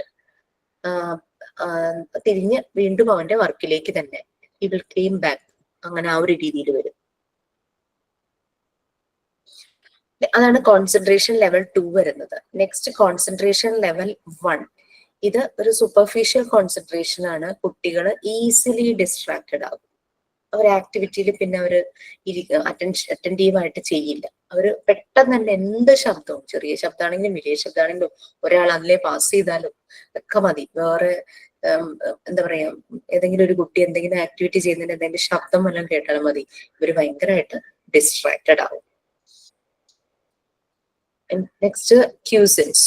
ക്യൂസൻസ് എന്ന് പറഞ്ഞു കഴിഞ്ഞാൽ കുട്ടി വർക്ക് ചെയ്യുന്നില്ല, പക്ഷെ ആരെയും ഡിസ്റ്റർബ് ചെയ്യുന്നില്ല. ചുറ്റുമുള്ള ആരെയും ഒന്നും ചെയ്യുന്നില്ല, മറ്റുള്ളവരെ ഡിസ്റ്റർബ് ചെയ്യുന്നില്ല. ഈ ഡിസോർഡർ ലെവൽ 1 എന്ന് പറഞ്ഞു കഴിഞ്ഞാല് കുട്ടി വേറൊരു കുട്ടിയെ പോയി ഡിസ്റ്റർബ് ചെയ്യുന്നു, പക്ഷെ അതൊരു പ്രീ മെഡിറ്റേറ്റഡ് അല്ല. എന്നുവെച്ചാൽ നേരത്തെ മുൻകൂട്ടി പ്ലാൻ ചെയ്തതോ അങ്ങനെയൊന്നും അവരങ്ങനെ പോയി അങ്ങ് ഡിസ്റ്റർബ് ചെയ്തിട്ട് വരും. ഇനി ഡിസോർഡർ ലെവൽ 2 മറ്റു കുട്ടിയെ ഡിസ്റ്റർബ് ചെയ്യുന്നു, പക്ഷെ നമ്മൾ ഡീവിയേറ്റഡ് ആയിട്ട് കൺസിഡർ ചെയ്യുന്നില്ല. ഈ ഒരു ഡിസ്റ്റർബൻസ് നമ്മൾ ഭയങ്കരമായിട്ട് ഡീവിയേറ്റഡ് ആയിട്ട് കൺസിഡർ ചെയ്യുന്നില്ല. അങ്ങനെ കുറെ ലെവൽസ് നമുക്ക് ഡിപ്പെൻഡിങ് ഓൺ ഇപ്പൊ ജനറൽ ആയിട്ട് അത് കൊടുത്തിരിക്കുന്നത് കോൺസെൻട്രേഷൻ ലെവലും ഡിസ്റ്റർബ് ചെയ്യുന്ന ആ ഒരു ഡിസോർഡർ ആയിട്ടുള്ള ലെവലും ആണ് കൊടുത്തിരിക്കുന്നത്. ഓക്കെ, ഇതുപോലെ നിങ്ങൾക്ക് വർക്ക് സൈക്കിൾ ചാർട്ട് പ്രിപ്പയർ ചെയ്യാമെന്നാണ് പറയുന്നത്. അല്ലെങ്കിൽ നിങ്ങളുടേതായുള്ള ഒരു ഐഡിയയില് നിങ്ങൾക്ക് ഈ ഒബ്സർവേഷൻ നടത്തുമ്പോൾ വർക്ക് സൈക്കിൾ ചാർട്ട് പ്രിപ്പയർ ചെയ്യാം. ഡിപ്പെൻസ്, ഓരോ കുട്ടിക്കും ഓരോന്നോ ആ രീതിയിലൊക്കെ അതിന്റെ ഒരു ഫോമാറ്റ് ആണ് താഴെ കൊടുത്തിരിക്കുന്നത്. കുട്ടിയുടെ പ്രായം, പേര്, ഏജ് അങ്ങനെ വെച്ചിട്ട് ഈ കോൺസെൻട്രേഷൻ ലെവൽ 1 അങ്ങനെ ഓരോരോ കാര്യങ്ങൾ നമുക്ക് അങ്ങനെ ചെയ്യാനായിട്ട് പറ്റും. അപ്പൊ ഒരു കുട്ടിയെ തന്നെയാണ് നമ്മൾ എഴുതുന്നതെങ്കിൽ ഓരോരോ ആക്ടിവിറ്റീസ് കഴിയുമ്പോൾ അല്ലെങ്കിൽ ആക്ടിവിറ്റി റിപ്പീറ്റ് ചെയ്ത് വരുമ്പോൾ കുട്ടി ചിലപ്പോൾ കോൺസെൻട്രേഷൻ ലെവൽ 1 ചിലപ്പോൾ 2 പോവാം, അല്ലെങ്കിൽ വീണ്ടും ഇംപ്രൂവ് ആയി 3 പോകാനുള്ള ചാൻസസ് ഒക്കെ ഉണ്ട്. 3 ആണല്ലോ, ആരെയും ഡിസ്റ്റർബ് ചെയ്യാതെ ആ നോർമലൈസ്ഡ്, ഫുള്ളി നോർമലൈസ്ഡ് ആയിട്ടുള്ള ഒരു കുട്ടി എന്ന് പറഞ്ഞു കഴിഞ്ഞാൽ കോൺസെൻട്രേഷൻ ലെവൽ 3 ആണല്ലോ. ഇത്രയുമാണ് നമ്മളുടെ ഈ ഒരു യൂണിറ്റ്. നെക്സ്റ്റ് യൂണിറ്റ് 10 ആണ്, മോണ്ടിസോറി ടേംസ്. Yes please. ഒരു ഡൗട്ട് ചോദിച്ചോട്ടെ മിസ്? ഒരു ക്വസ്റ്റ്യൻ ആണേ. ത്രൂ വർക്ക് ചിൽഡ്രൻ ബിക്കം, അപ്പൊ ഡാഷ് എന്നാണ്. അപ്പൊ അതില് options smart, perfect, normal, aggressive എന്നാണ്. അപ്പൊ ഇതിന്റെ ആൻസർ എന്തായിരിക്കും മിസ് വരുന്നത്? നോർമൽ അല്ലേ? മോണ്ടിസോറി മെത്തേഡില് നോർമൽ എന്ന് പറഞ്ഞു കഴിഞ്ഞാല് ടോപ്പിംഗ് ക്ലാസ്, പെർഫെക്റ്റ് അങ്ങനെയുള്ളതല്ല. ഫസ്റ്റ് കോൺസെൻട്രേഷൻ ലെവൽ 1 ഉണ്ടോ, not disturbing anyone, he is doing his activity. ഏതൊരു കുട്ടിയാണോ ഇപ്പം എന്താ പറയാ ലെവൽ 2 കുഴപ്പമില്ല, അവിടെയും ഡിസ്റ്റർബ് ചെയ്യുന്നില്ല. ഓക്കെ, കോൺസെൻട്രേഷൻ ലെവൽ 1 നോർമലൈസ്ഡ് കിട്ടുക തന്നെയാണ്. മറ്റുള്ളവരെ അതുപോലെ സറൗണ്ടിങ്സിനെ ഡിസ്റ്റർബ് ചെയ്യാതെ അവൻ ചെയ്യുന്ന കാര്യത്തിൽ മുഴുകിയിരിക്കുന്നു, അതാണ് നോർമലൈസ്ഡ് കുട്ടി എന്ന് പറയുന്നത്. അവര് ആണ് പ്രൊഡക്റ്റീവായ അഡൾട്ടായിട്ട്, സൊസൈറ്റിക്ക് പ്രൊഡക്റ്റീവായ അഡൾട്ടായിട്ട് മാറുന്നതെന്നാണ് മറിയ മോണ്ടിസോറിയുടെ ഒരു ഒബ്സർവേഷൻ. ഓക്കെ, ഇതെന്നോട് മിക്ക ബാച്ചിലെയും കുട്ടികൾ ചോദിക്കാറുണ്ട്. ഞാൻ ക്രിയേറ്റ് ചെയ്തൊരു ക്വസ്റ്റ്യൻ ആണ് കേട്ടോ. ഓക്കെ. പല ക്വസ്റ്റ്യനും കാണുമ്പോ മിസ്സിന്റെ ഉള്ളിൽ നിന്നാ വന്നതെന്ന് ഞങ്ങൾക്ക് തോന്നുന്നുണ്ട്. കയ്യിൽ നിന്ന് എടുത്തതാണ്. എന്നെയും കയ്യിൽ നിർത്തിട്ടുണ്ടായിരുന്നു. ഇതാരും എനിക്കിങ്ങനെ മിസ്സിനെ ട്രിഗർ ചെയ്ത് പുറത്തേക്ക് കൊണ്ടുവരേണ്ടി വരും പലതും ഞങ്ങളെ ക്വസ്റ്റ്യൻ. അതാ ഞാൻ പറയണേ, നിങ്ങളത് കാണാതെ പഠിച്ചിട്ടൊന്നും കാര്യമില്ല. നമ്മളിങ്ങനെ അങ്ങനെ മനസ്സിലാക്കി പോവുകയാണെങ്കിൽ നമുക്ക് ആൻസർ ചെയ്യാൻ പറ്റും. എക്സാം ടഫ് ആയിരുന്നു പറഞ്ഞിട്ട് 24 നിറയെ മെസ്സേജ് കിടക്കുക. ആക്ച്വലി എന്റെ ടോപ്പിക് ആയിരുന്നില്ല ടഫ് ആയിരുന്നത്. ഡിഫൻസ് മെക്കാനിസം ഭയങ്കര കൺഫ്യൂസിങ് ആണല്ലോ എല്ലാവർക്കും. അത് ശരിയാണ്. ഡിഫൻസ് മെക്കാനിസം അങ്ങോട്ടും ഇങ്ങോട്ടൊക്കെ മാറി. നിങ്ങൾക്ക് ഞാനൊരു ചില ക്ലാസ്സുകളിലൊക്കെ പറഞ്ഞിട്ടുണ്ടായിരുന്നു, വേർഡ് വെബ് എന്നൊരു ആപ്ലിക്കേഷൻ ഇല്ലേ, നമുക്ക് വേർഡ് മീനിങ് എടുക്കാൻ പറ്റുന്നത്. പ്ലേ സ്റ്റോറിൽ പോയിട്ട് അതങ്ങ് ഡൗൺലോഡ് ചെയ്യാം. ഈ ഡിഫൻസ് മെക്കാനിസത്തിന്റെ ഓരോ ഒന്നും ഉണ്ടല്ലോ, ഇപ്പൊ പ്രൊജക്ഷൻ, റിഗ്രഷൻ, അങ്ങനെയൊക്കെ ഉള്ളതൊക്കെ, റാഷണലൈസേഷൻ, അതെല്ലാം ഒന്ന് വേർഡ് വെബിൽ ഒന്ന് നോക്കുക മീനിങ്. അതില് താഴെയായിട്ട് ഇൻ സൈക്കോളജി അതെന്താന്ന് കൊടുത്തിട്ടുണ്ടാവും. അത് നല്ലപോലെ റീഡ് ചെയ്യാം. അത് മതിയാവും എക്സാമിന്. പിന്നെ സിഗ്മണ്ട് ഫ്രോയിഡും ആൻഫ്രോയിഡും ഒക്കെ ഡിഫൻസ് മെക്കാനിസം നല്ല രീതിയിൽ പറയുന്നുണ്ട്. അവരുടെ ഒബ്സർവേഷൻസ് വായിച്ചാൽ മതി. പിന്നെ അത്രയും ഡീറ്റെയിൽ ആയിട്ട് പോണോ, ഇൻട്രസ്റ്റിംഗ് ആണെങ്കിൽ നോക്കാം. കാരണം നല്ലൊരു കാര്യം തന്നെയാണല്ലോ. നമ്മള് മെന്റലി ഉള്ള ഒരു നമ്മൾ ഡിഫെൻഡ് ചെയ്യുന്ന ഒരു മെത്തേഡാണല്ലോ ഡിഫൻസ് മെക്കാനിസം എന്ന് പറയുന്നത്. പിന്നെ അതുപോലെ തന്നെ ഞാൻ ഡിഫൻസ് മെക്കാനിസം ഞാൻ എടുത്ത ബാച്ചിന് ഞാൻ അവരെ കൊണ്ട് തന്നെ അവരുടെ റിയൽ ലൈഫിൽ നിന്ന് അല്ലെങ്കിൽ അവർക്ക് റിലേറ്റ് ചെയ്യാൻ പറ്റുന്ന കാര്യങ്ങളിൽ നിന്നും എക്സാമ്പിൾ എഴുതാൻ ഞാൻ പറഞ്ഞിട്ടുണ്ടായിരുന്നു. നമ്മൾ അങ്ങനെ ഫൈൻഡ് ഔട്ട് ചെയ്യുമ്പോൾ നമ്മൾ മറക്കില്ല. നമ്മളുടെ ലൈഫിൽ നിന്ന് അല്ലെങ്കിൽ നമ്മൾ എക്സ്പീരിയൻസ് ചെയ്തതിൽ നിന്ന് നമ്മൾ മറ്റുള്ളവരിൽ കണ്ടിട്ടുള്ള ഒരു കാര്യം ഡിഫൻസ് മെക്കാനിസമായിട്ട് എഴുതാൻ പറഞ്ഞു ഒരിക്കലും മറക്കില്ല. ലൈക്ക് ഒരു എക്സാമ്പിൾ എന്താ പറയാ, ഞാൻ അതിൽ നിന്നൊരു ക്വസ്റ്റ്യൻ ഞാൻ ഉണ്ടാക്കിയിട്ടുണ്ട്. If it is used in a right way dash defence mechanism is very good എന്നോ അങ്ങനെ എന്തോ പറഞ്ഞിട്ടൊരു നല്ല രീതിയിൽ യൂസ് ചെയ്യുവാണെങ്കിൽ ചില നെഗറ്റീവ് ആയിട്ട് വരുന്ന ഡിഫൻസ് മെക്കാനിസം ഉണ്ട്, പോസിറ്റീവ് ആയിട്ട് വരുന്ന ഡിഫൻസ് മെക്കാനിസം ഉണ്ട്. നമ്മൾ റൈറ്റ് വേയിൽ യൂസ് ചെയ്യുവാണെങ്കിൽ ചില defence mechanism it's very good എന്നുള്ളതാണ്. അതായത് നമ്മളൊരാള് ഷൗട്ട് ചെയ്ത് ഭയങ്കര ദേഷ്യം പിടിച്ചിങ്ങനെ നിൽക്കുന്നു, നമ്മള് വളരെ കാമായിട്ട് നിന്ന് തിരിച്ച് റെസ്പോണ്ട് ചെയ്യാതെ വരുമ്പോ ഇയാള് പതുക്കെ തണുക്കും. തിരിച്ച് നമ്മൾ അതേപോലെ തന്നെ പറയുമ്പോഴാണ് ഇവർക്ക് ദേഷ്യം വരാലോ. അപ്പോ അതേപോലെ തന്നെ അങ്ങ് തണുക്കും. അതൊരു ഡിഫൻസ് മെക്കാനിസം. നമ്മളിങ്ങനെ നമ്മൾ വിത്ഡ്രോ ചെയ്യുമ്പോ അത് അങ്ങനെ ചില ക്വസ്റ്റ്യൻസ് ഞാൻ ഇട്ടിട്ടുണ്ട്. ഇനി ആ ക്വസ്റ്റ്യൻസ് ടീച്ചർമാരെടുത്ത് ഇടുവാണെങ്കിൽ എന്നുള്ളതേ ഉള്ളൂ. പക്ഷെ നിങ്ങൾക്ക് പ്രൊവൈഡ് ചെയ്യുമല്ലോ, കുറെ ക്വസ്റ്റ്യൻസ് കിട്ടുമല്ലോ.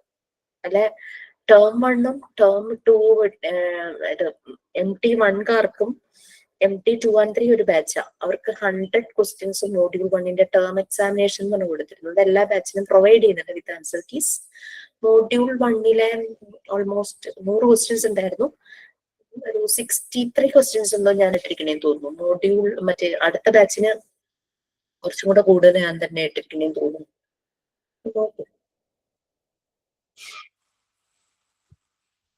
സോ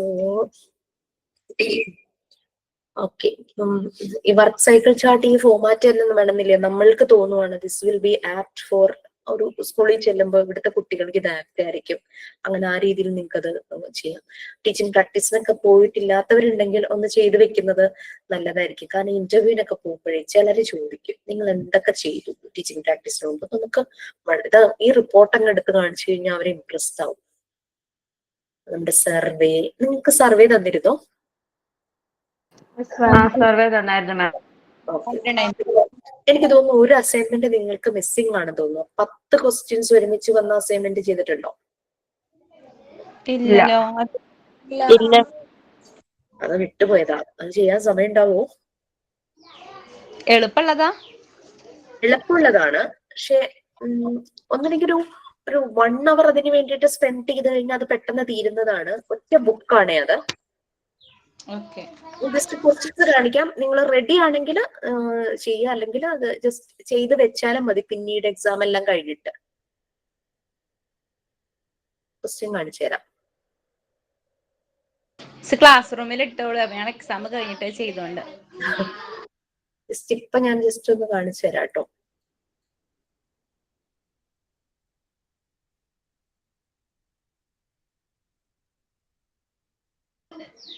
ക്വസ്റ്റ്യൻ പേപ്പർ ഇടുമ്പോ എളുപ്പമുള്ളത് ഇടണം കേട്ടോ.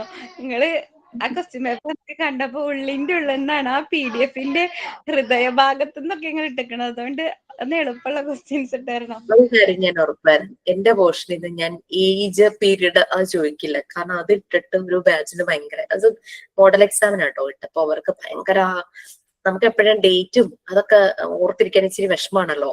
അതുകൊണ്ട് ഫസ്റ്റ് ചാപ്റ്ററിൽ നിന്നൊക്കെ ഡേറ്റ് കൂടുതല, വർഷമൊക്കെ കൂടുതലാണ് മരിയ മോണ്ടിസോറിയുടെ. ചിലതൊന്നും കുഴപ്പമില്ല. എപ്പോഴാണ് എന്താ പറയാ അവരാ സ്ഥാപനം തുടങ്ങിയത് അതൊന്നും വലിയ കുഴപ്പമില്ല. അങ്ങനെ ഒന്നൊക്കെ കുഴപ്പമില്ല. പക്ഷെ കുറെ വരുമ്പോ ഡൗട്ട് വരിക. ഒന്ന് വേഗം പറഞ്ഞോട്ടെ, ഞാൻ വിട്ടു. ഇന്ന് 2:30 ജയദേവ് സാറിന്റെ ലൈവ് ക്ലാസ് ഉണ്ട് ഫോർ യു പീപ്പിൾ. അപ്പൊ എല്ലാ കൺഫ്യൂഷൻസും അവിടെ തീർക്കാം. ഏത് എക്സാം ഡേറ്റ് ആണ്? മെയിൻ എക്സാം ആണോ? Model exam? Yes please. Sir വന്ന് കൺഫ്യൂഷൻ ചോദിക്കുമ്പോ എല്ലാരും സൈലന്റ്, അപ്പൊ ഒന്നും വേണ്ടൂല. സാറ് അങ്ങോട്ട് പോയി കഴിഞ്ഞാൽ പിന്നെ ഗ്രൂപ്പിൽ ഭയങ്കര സംശയങ്ങളേക്കാരം. എല്ലാം തുറന്നു ചോദിക്കൂ സാർ, വളരെ ഫ്ലെക്സിബിൾ ആണ്. അങ്ങനെ ഒരു ബുദ്ധിമുട്ടൊന്നും നിങ്ങൾ വിചാരിക്കണം. മിസ്സേ, ഞങ്ങൾക്ക് പേഴ്സണലി എന്ത് മെസ്സേജാ വരുന്നതെന്നറിയോ മിസ്? ഞങ്ങളിതിങ്ങനെ രാവിലെ എനിക്ക് റിഷാനിക്കുവാന്ന് തോന്നുന്നു കൂടുതലും ഇതെങ്ങനെയാ ചെയ്യുന്നേ, ഓരോ കാര്യം എക്സാമിന് പേടിയാണ്. അങ്ങനെ കുറെ കാര്യങ്ങൾ ഒത്തിരി മെസ്സേജ് വരുന്നുണ്ട്. ഞാൻ രാത്രി കുത്തിരുന്നതിനെല്ലാം റിപ്ലൈ അയച്ചിട്ടാണ് കിടക്കുന്നത്.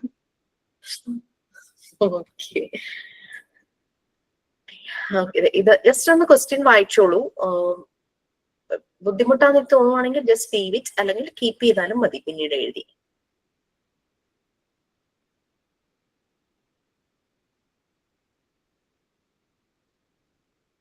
School organisation and community relation. ഞാൻ ഈ ഒരു അസൈൻമെന്റ് തരാൻ കാരണം എന്താണെന്ന് വെച്ചാൽ, നമ്മുടെ കൂടെ ഡിപ്ലോമ മാത്രം എടുത്തവരുണ്ട്. PG എടുക്കുന്നവർക്ക് കുഴപ്പമില്ല, കാരണം അവർ ഓൾറെഡി ഈ ഒരു ടോപ്പിക്സിലൂടെ കടന്നു പോകുന്നുണ്ട്. PGയുടെ ടോപ്പിക്കുമായിട്ട് റിലേറ്റഡ് ആണ്. അപ്പൊ ഡിപ്ലോമക്കാർക്ക് ആ PGയുടെ ആ ഒരു ടോപ്പിക്സുമായിട്ടൊരു ഒരു ബന്ധമില്ലല്ലോ. അതൊന്നും മനസ്സിലാകാൻ വേണ്ടിയിട്ടാണ് ഈ ഒരു അസൈൻമെന്റ് തന്നിരിക്കുന്നത്. ഒന്നുമില്ല, സ്കൂൾ ഓർഗനൈസേഷൻ ആൻഡ് സ്കൂൾ മാനേജ്മെന്റിനെ പറ്റി 3 ബുക്സ് റീഡ് ചെയ്യുക, അതിനെപ്പറ്റി റിവ്യൂ എഴുതുക. നമ്മുടെ ഈ അസൈൻമെന്റ് ബുക്കില് ഇതൊറ്റ നോട്ട്ബുക്കിൽ എഴുതണം ഈ 10 ക്വസ്റ്റ്യൻസിന്റെയും ആൻസർ. ബുക്സ് വായിക്കുക ബുദ്ധിമുട്ടാണ്. നമ്മൾ ജസ്റ്റ് ഗൂഗിൾ ചെയ്യുക. ഗൂഗിൾ ചെയ്യുമ്പോൾ സ്കൂൾ ഓർഗനൈസേഷൻ ആൻഡ് സ്കൂൾ മാനേജ്മെന്റിന്റെ പല ബുക്സും നമുക്ക് വരും. അതിൽ നമുക്ക് ഫുൾ റീഡ് ചെയ്യാൻ പറ്റിയില്ലെങ്കിലും ആ ബുക്കിനെ പറ്റി റിവ്യൂ ഉണ്ടാവും. അതിനകത്തൊരു ചെറിയൊരു ബ്രീഫിംഗ് ഉണ്ടാവും. അത് വായിച്ചിട്ട് അത് നോട്ട് ചെയ്താൽ മതി. പിന്നെ ടൈം ടേബിൾ, അതായിരിക്കും ഇതിനകത്ത് ഇച്ചിരി പണിയായിട്ട് നിങ്ങൾക്ക് വരുന്നത്.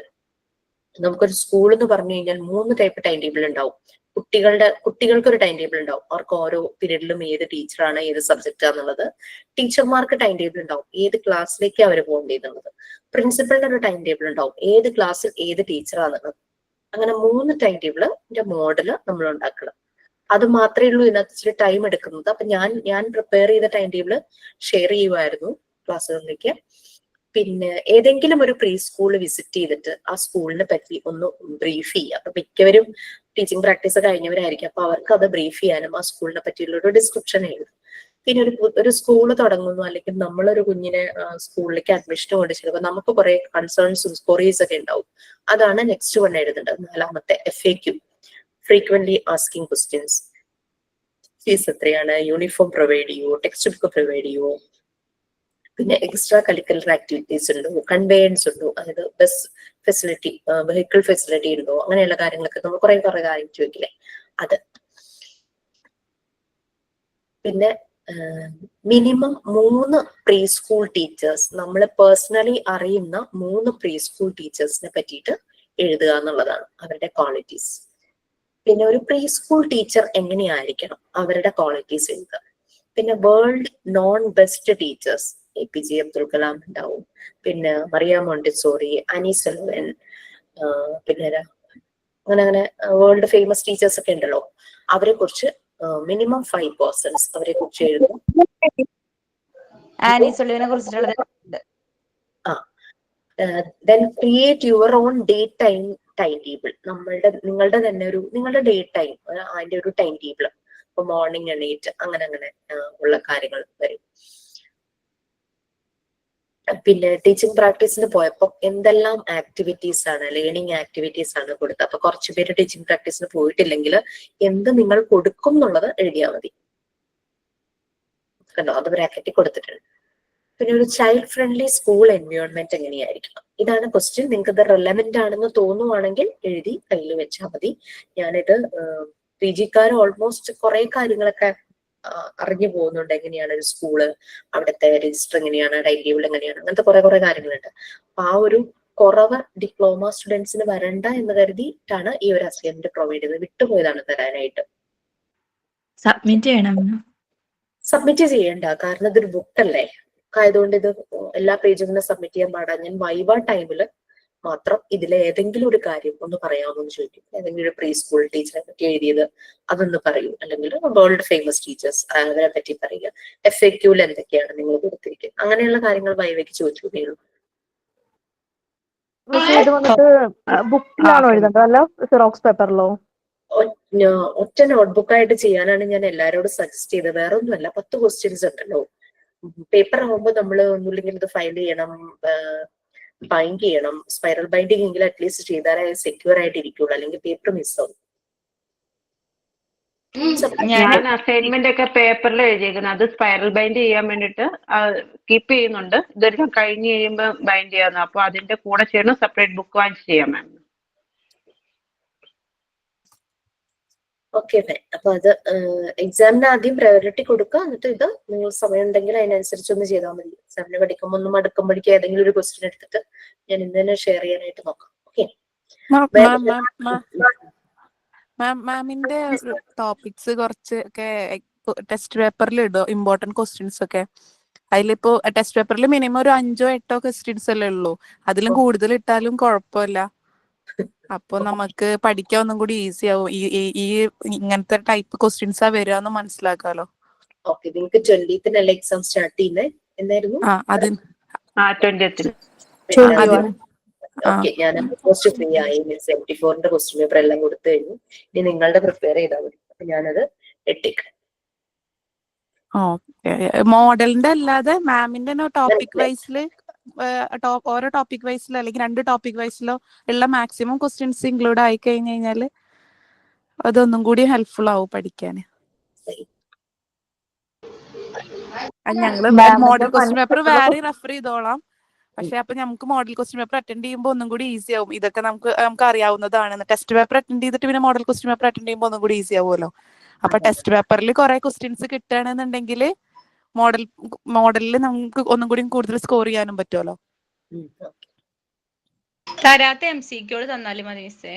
ഇനിയിപ്പോ ഇപ്പൊ നമ്മള് കഴിഞ്ഞ ഈ ഭാഗത്തുനിന്നും ഇതിന്റെ മുന്നേ തരാനുള്ളതും തന്നാലും മതി. ചുരുക്കം പറഞ്ഞാൽ ഞാൻ ക്വസ്റ്റ്യൻ പേപ്പർ അങ്ങ് തരണം, അതല്ലേ ഉദ്ദേശിച്ചത്? അങ്ങനെ ഡയറക്റ്റ് പറയൂല. മരിയാമ്മ മോണ്ടിസോറി മെത്തേഡാണ് ഞങ്ങൾ പഠിക്കുന്നത്. അതെനിക്ക് മനസ്സിലായി. കാരണം MCQ വളരെ ബുദ്ധിമുട്ടാണ് ഉണ്ടാകുന്നത്. അപ്പൊ ഞാനത് തരാന്ന് പറഞ്ഞു കഴിഞ്ഞാൽ ഞാൻ എക്സാമിന് ഉദ്ദേശിക്കുന്നതും കൂടെ തരണം. കൊള്ളാം. അല്ലാണ്ട് നമുക്ക് പെട്ടെന്ന് ഒരു മനസ്സിലാക്കാൻ പറ്റില്ല. കുറെ വായിച്ചു കഴിഞ്ഞാൽ ഇതിന് എന്തൊക്കെ ക്വസ്റ്റ്യനാ വരിക എന്നുള്ളത് അത്രയ്ക്ക് അവിടെ ഒരു ക്യാപ്പബിൾ കിട്ടുന്നില്ല. ഓക്കെ, നമ്മളൊരു റിഫ്രഷിംഗ് സെഷന്റെ കാര്യം പറഞ്ഞിരുന്നു. അപ്പോ ഞാൻ എല്ലാ ബാച്ചിനും മോഡൽ എക്സാം കഴിഞ്ഞിട്ടാ ചെയ്തത്. പക്ഷെ നിങ്ങൾക്ക് അതിന് മുമ്പ് വേണമെന്നോ അങ്ങനെ എന്തോ പറഞ്ഞില്ലായിരുന്നു? മുമ്പ് കിട്ടിയ കുഴപ്പമില്ല. അപ്പൊ മുമ്പ് ചെയ്യുമായിരുന്നെങ്കിൽ കുറച്ചും കൂടെ ഒന്ന് ഹെൽപ്ഫുൾ ആവും. ചെയ്യാം, കാരണം 20-ാം തീയതി അല്ല എക്സാം. അപ്പൊ നമുക്കൊരു 18-ഓ 17-ഓ ആ ഒരു ഡേറ്റിന് അത് അനുസരിച്ച് ചെയ്യാം. Okay, thank you ma'am. Okay, bye. അത് എക്സാം പോയിന്റ് ഓഫ് വ്യൂലായിരിക്കും കേട്ടോ. ഞാൻ ക്വസ്റ്റ്യൻ പേപ്പർ പ്രിപ്പയർ ചെയ്തതിനു ശേഷമായിരിക്കും ആ ക്ലാസ് തരുന്നത്. ഓക്കെ, അപ്പൊ നിങ്ങൾക്ക് കുറച്ച് ഹെൽപ്പായിരിക്കും. ഓക്കെ, അപ്പൊ നമുക്കിനി ഒരു യൂണിറ്റും കൂടി ഉണ്ട്, മോണ്ടിസോറി ടേംസ്. അത് ഞാൻ നാളെ എടുക്കും. 11 o'clock ക്ലാസ്. ഇന്ന് 2:30 ജയദേവ് സാറിന്റെ ക്ലാസ് ഉണ്ടെന്ന് മെസ്സേജ് വന്നിട്ടുണ്ട്. നിങ്ങളുടെ ഗ്രൂപ്പിലും വന്നിട്ടുണ്ടാവും. ഓക്കെ, സോ അതിന്റെ എല്ലാ കൺഫ്യൂഷൻസും എല്ലാം ക്ലാരിഫൈ ചെയ്യുക. എക്സാമിന്റെ ടൈം എപ്പോഴായിരിക്കും, അങ്ങനെയുള്ളതൊക്കെ ഒന്ന് നോക്കുള്ളൂ. ഓക്കെ, എന്നാണ് അതിന്റെ പേര്. Okay ma'am. Okay ma'am, thank you. Thank you, ma'am. Thank you, ma'am. Thank you, ma'am. Thank you, ma'am. By.